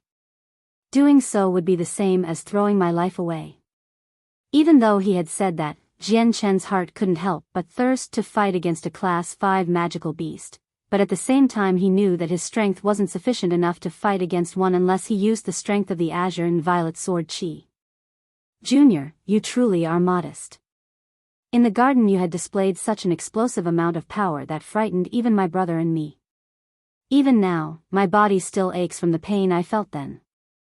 If Junior is to use that same power, then I am sure that the Class 5 magical beast will fall to your hands. Katada said. Jian Chen had a bitter smile on his face. Senior envoys, that very power isn't something I can control. Nonetheless, this one will strive hard to defend Wake City against the magical beast wave. As long as you mean those words, then my heart will truly be at ease. Katada spoke with some relief. Taking note of the change in his tone, Jian Chen quickly continued, Senior envoys, with you two here, this magical beast wave will be no problem, correct? Hearing that, Katada could only sigh. True, before, I didn't even bother to think the Class 5 magical beast to be my enemy. But now that I am standing here, I don't dare belittle it. Jian Chen's expression changed as well. Could it be that the Class 5 magical beast will be hard to deal with even if both seniors join together? He asked with surprise. Correct. Katada's smile suddenly disappeared without a trace as it grew unnaturally serious. When my brother and I were standing here, we both detected a presence so strong that it could suppress even the both of us. Katada's evenly spoken words had been like a clap of thunder in Jian Chen's ears.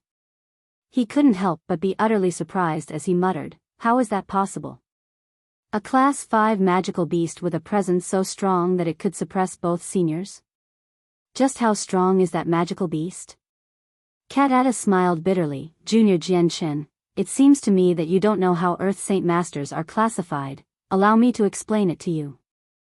He paused for a moment to draw breath before continuing. "Saints, Great Saints, Saint Master, and Great Saint Masters all are split into 3 additional layers. Those 3 layers are the primary, middle, and peak layers. After the Earth Saint Master realm, there is suddenly 6 different layers of strength. We call these the 6 cycles. The first cycle is weakest and the 6th cycle is the highest.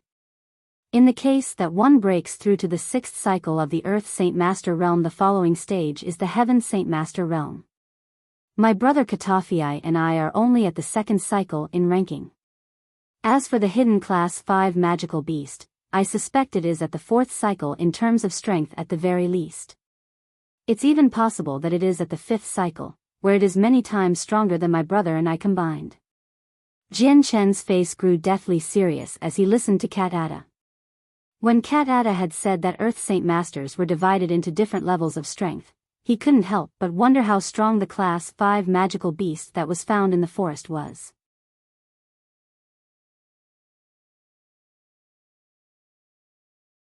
Chapter 241, Start of the Invasion. Cat Ada continued to speak, and Earth Saint Master are separated evenly between the cycles.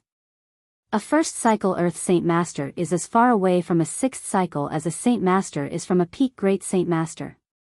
There is no chance of victory for the Saint Master, and even if my brother and I were to join hands, we both are only at the 2nd cycle level. If we were to join hands, then we would be able to fight against a 3rd cycle Earth Saint Master, but against a 4th cycle Earth Saint Master, then there is no chance. After all this, but our opponent is also a magical beast." Hearing Katada's explanations, Jian-Chen couldn't help but be extremely serious. With this, he had finally understood just how wide the differences were between each cycle of an Earth Saint Master. A 1st cycle Earth Saint Master was to a Saint Master as was a 6th cycle Earth Saint Master was to a peak Great Saint Master. At this moment, Jian-Chen couldn't help but be anxious as he thought about Wake City's chances of surviving the wave now. Although Wake City wasn't his home and had no feelings of it, Jian-Chen had no desire to see the entire population of a city succumb to a magical beast invasion. Wake City's gates had long since closed and the traveling merchants still on the road had been notified of the magical beast wave long ago. So they had all taken a lengthy detour around Wake City's vicinity before taking shelter in a nearby city and waited for the wave to be over before continuing on with their travels. Far away, the dense crowd of magical beasts continued to stamp in a slow trail toward Wake City. Aside from the heavy stomps of their feet, not a single roar could be heard, and from the looks of it, it seemed as if these magical beasts were just soldiers practicing a drill. Ho! Suddenly, the gigantic roar of a magical beast came reverberating from the depths of the magical beast mountain range. Its roar was so loud that even the stones on top of the gate started trembling from the sound. This sudden roar had jolted the tens of thousands of magical beasts whose eyes suddenly grew fearful. Immediately, the magical beasts suddenly stopped where they stood in unison 5 kilometers away from the city walls. Looking at the crowd of magical beasts stop right in front of the city walls almost, Cat Ada let out a breath of air. This hidden Class 5 magical beast is very intelligent. It has fought against humanity multiple times and knows how our magical crystal cannons work. At this distance, the magical beasts are just outside the range of our magical crystal cannons. Cat Ada immediately looked to his still silent brother Katafii. Katafii, our opponent is far stronger than what we thought. By now, it is too late for Monarch City to send any more reinforcements, so it is up to us to defend the city behind us. Katafii nodded his head without a single break in his expression. His eyes still pointed far ahead as if he were trying to find the Class 5 magical beast. Ever since the garden, he had only spoke a single phrase. Throw down the armored wall. Suddenly at Yun Li's command, a large sheet of steel plating suddenly dropped down from the city walls and fully covered the entire city.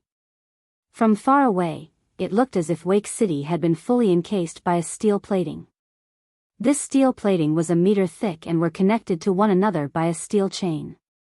With each steel plating being so thick, it would be able to repel a Class 3 magical beast with no problem. Seeing how the steel platings were descending down from the walls, Jian Chen couldn't help but sigh in admiration. With a steel plating like the one right in front of him, then the defenses would be extraordinarily strong and could withstand a large amount of force for some time. This truly was another example of how Wake City's defenses could be said to be on par with a first-class city. Commence the firing of the middle-tier magic crystal cannons. Yunli barked out an order. Straight after his command, Kadada had an astonished look on his face. I didn't think Wake City would have a middle-tier magical crystal cannon. They truly do deserve to be so near the magical beast mountain range. How rich! A middle-tier magical crystal cannon can fire up to a range of 10 kilometers. That's double the range of a primary-tier magical crystal cannon and can definitely hit those magical beasts. The soldiers began to scamper here and there to follow Yunli's command. The magical crystal cannons were constructed so that they would take in the energy from the monster cores and would then fire out a special type of energy.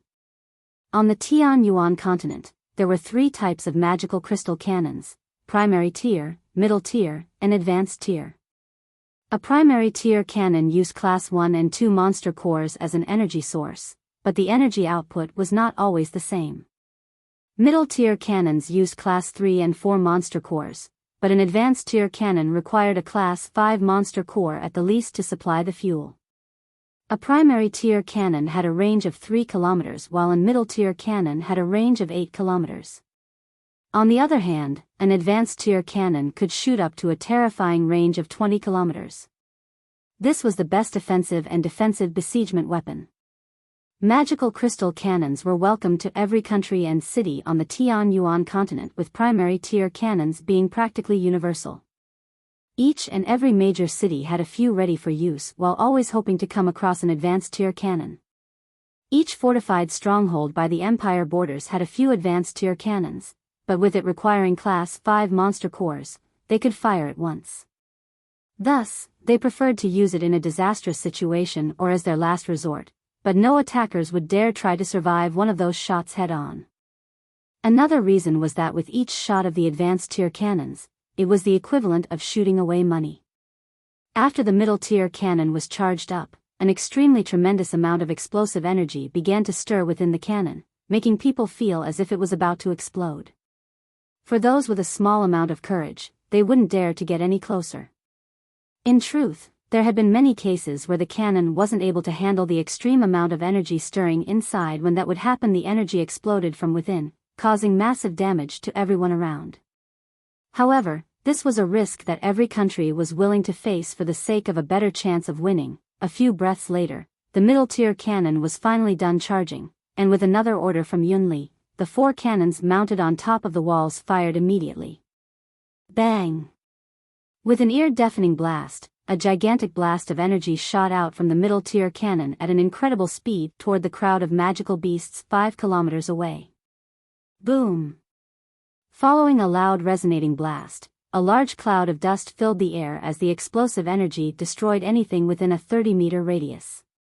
Bits and pieces of magical beasts could be seen flying through the air in every direction. The might of a middle-tier cannon was extraordinary and could destroy a Class 3 magical beast with ease. Even a Class 4 magical beast wouldn't be able to take a blast like that easily. If hit directly, they would be instantly fried, and a Class 5 magical beast would at the very least be injured to some degree. The 4 middle-tier magical crystal cannons laid claim to at least 30 Class 3 magical beasts, a good start.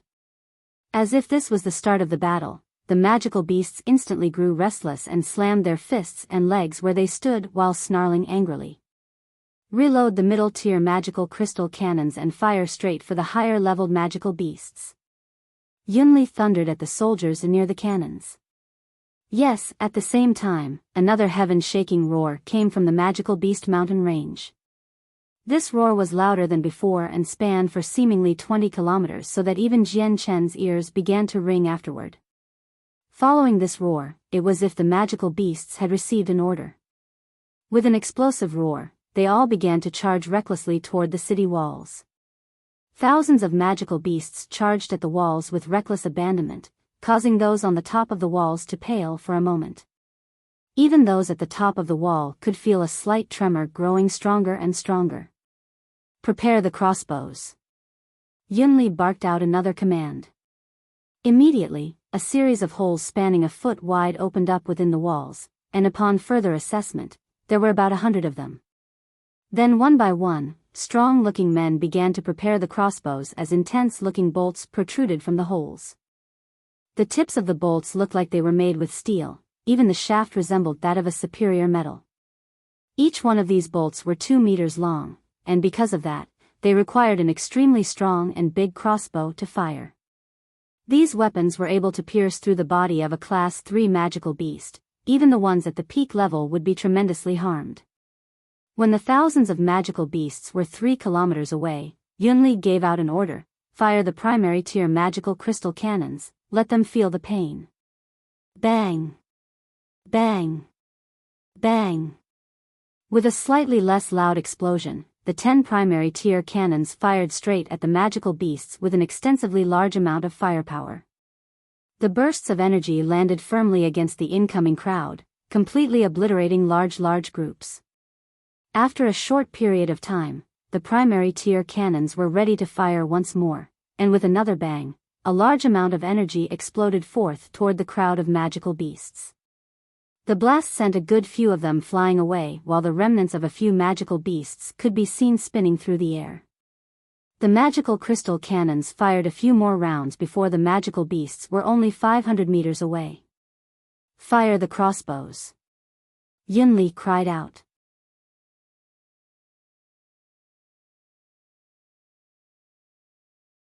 Chapter 242, Desperate Close Combat, Fire the Crossbows. With Yunli's command, the men stationed within the walls began to fire the crossbows at a lightning-quick speed.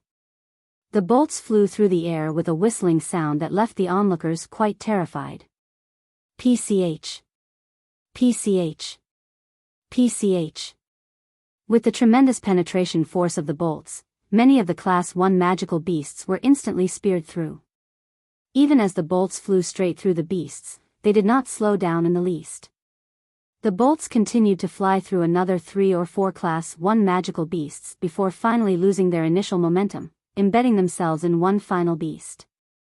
This volley of firepower had shot over 200 crossbolts, which ended up taking the lives of over 500 Class 1 magical beasts. After that, the second volley of fire immediately mowed down the frontmost magical beasts and filled the air with howls of pain and gunfire. From overhead, the cannons continued to fire down upon the mass of magical beasts that took even more lives. That didn't deter the lesser intelligent magical beasts at all. The scent of all the blood in the air had roused their bloodthirsty nature as they continued to roar out loud while increasing their pace toward the walls despite the continuous volley of fire directed at them. Boom! The magical beasts were now so close to the wall that some of them were now firmly striking at the armored plating on the walls. Following each blow, the steel plating began to tremble and vibrate while some parts of the metal defenses had begun to dent a little. A few of the more fragile magical beasts had begun to make use of their claws in hopes of damaging the steel plating, while some had resorted to biting the walls. Some had even managed to take advantage of the various cracks on the plating to climb up it.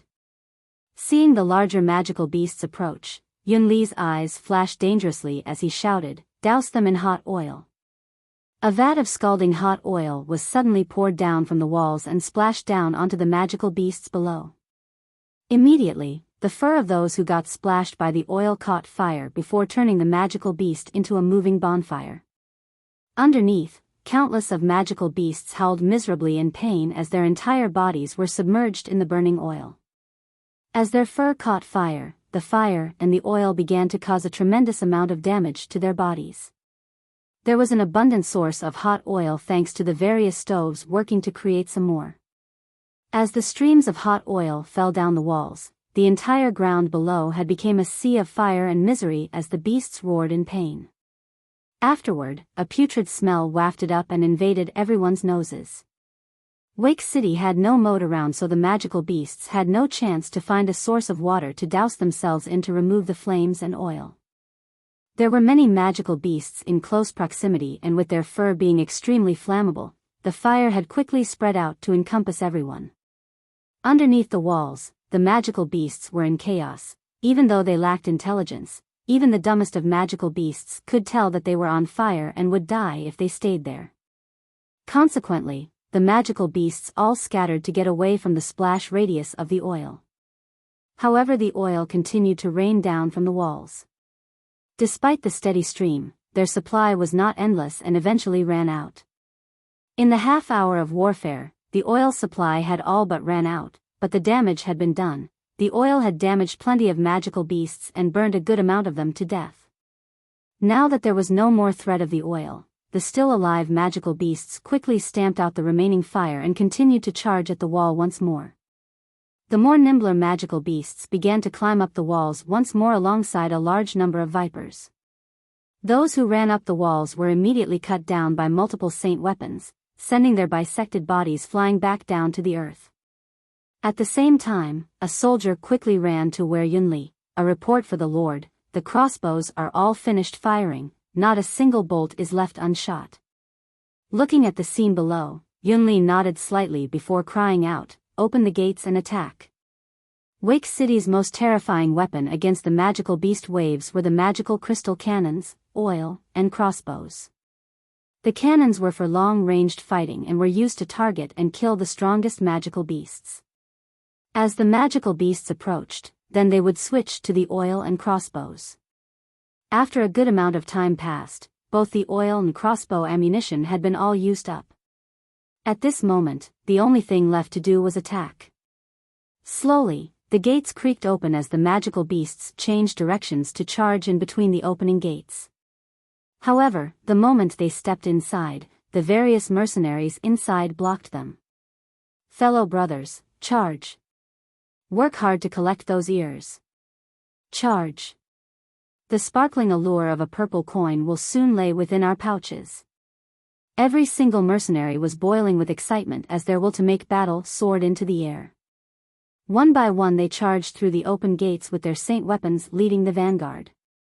With each swing a magical beast would fall to the ground, be split in two and rain down blood everywhere. Ho! A few magical beasts cried out in pain as they felt the chilling metal of the saint weapons bite into their bodies. In a flash, many more magical beasts were quickly cut to pieces and a few of the more nimble men quickly grabbed at their ears before happily storing them into their space belts. "Hurry up and charge everyone. A huge pile of purple coins await us. Don't waste any time and hurry up, charge." A shout emerged from each mercenary as they charged toward the savage magical beasts almost as if they were pieces of coins. Because of the allure of money, these men were not afraid of death. Underneath the power of every mercenary, every single magical beast was swiftly harvested and stored away for future use. Over 200,000 mercenaries stormed out from Wake City to fight with the magical beasts in intense close combat. Every second a magical beast or mercenary fell to the ground and never get back up. You're tuning in to the Biyao's Wuxia Chronicles YouTube channel. Don't forget to subscribe and join us on this journey to catch the most captivating stories.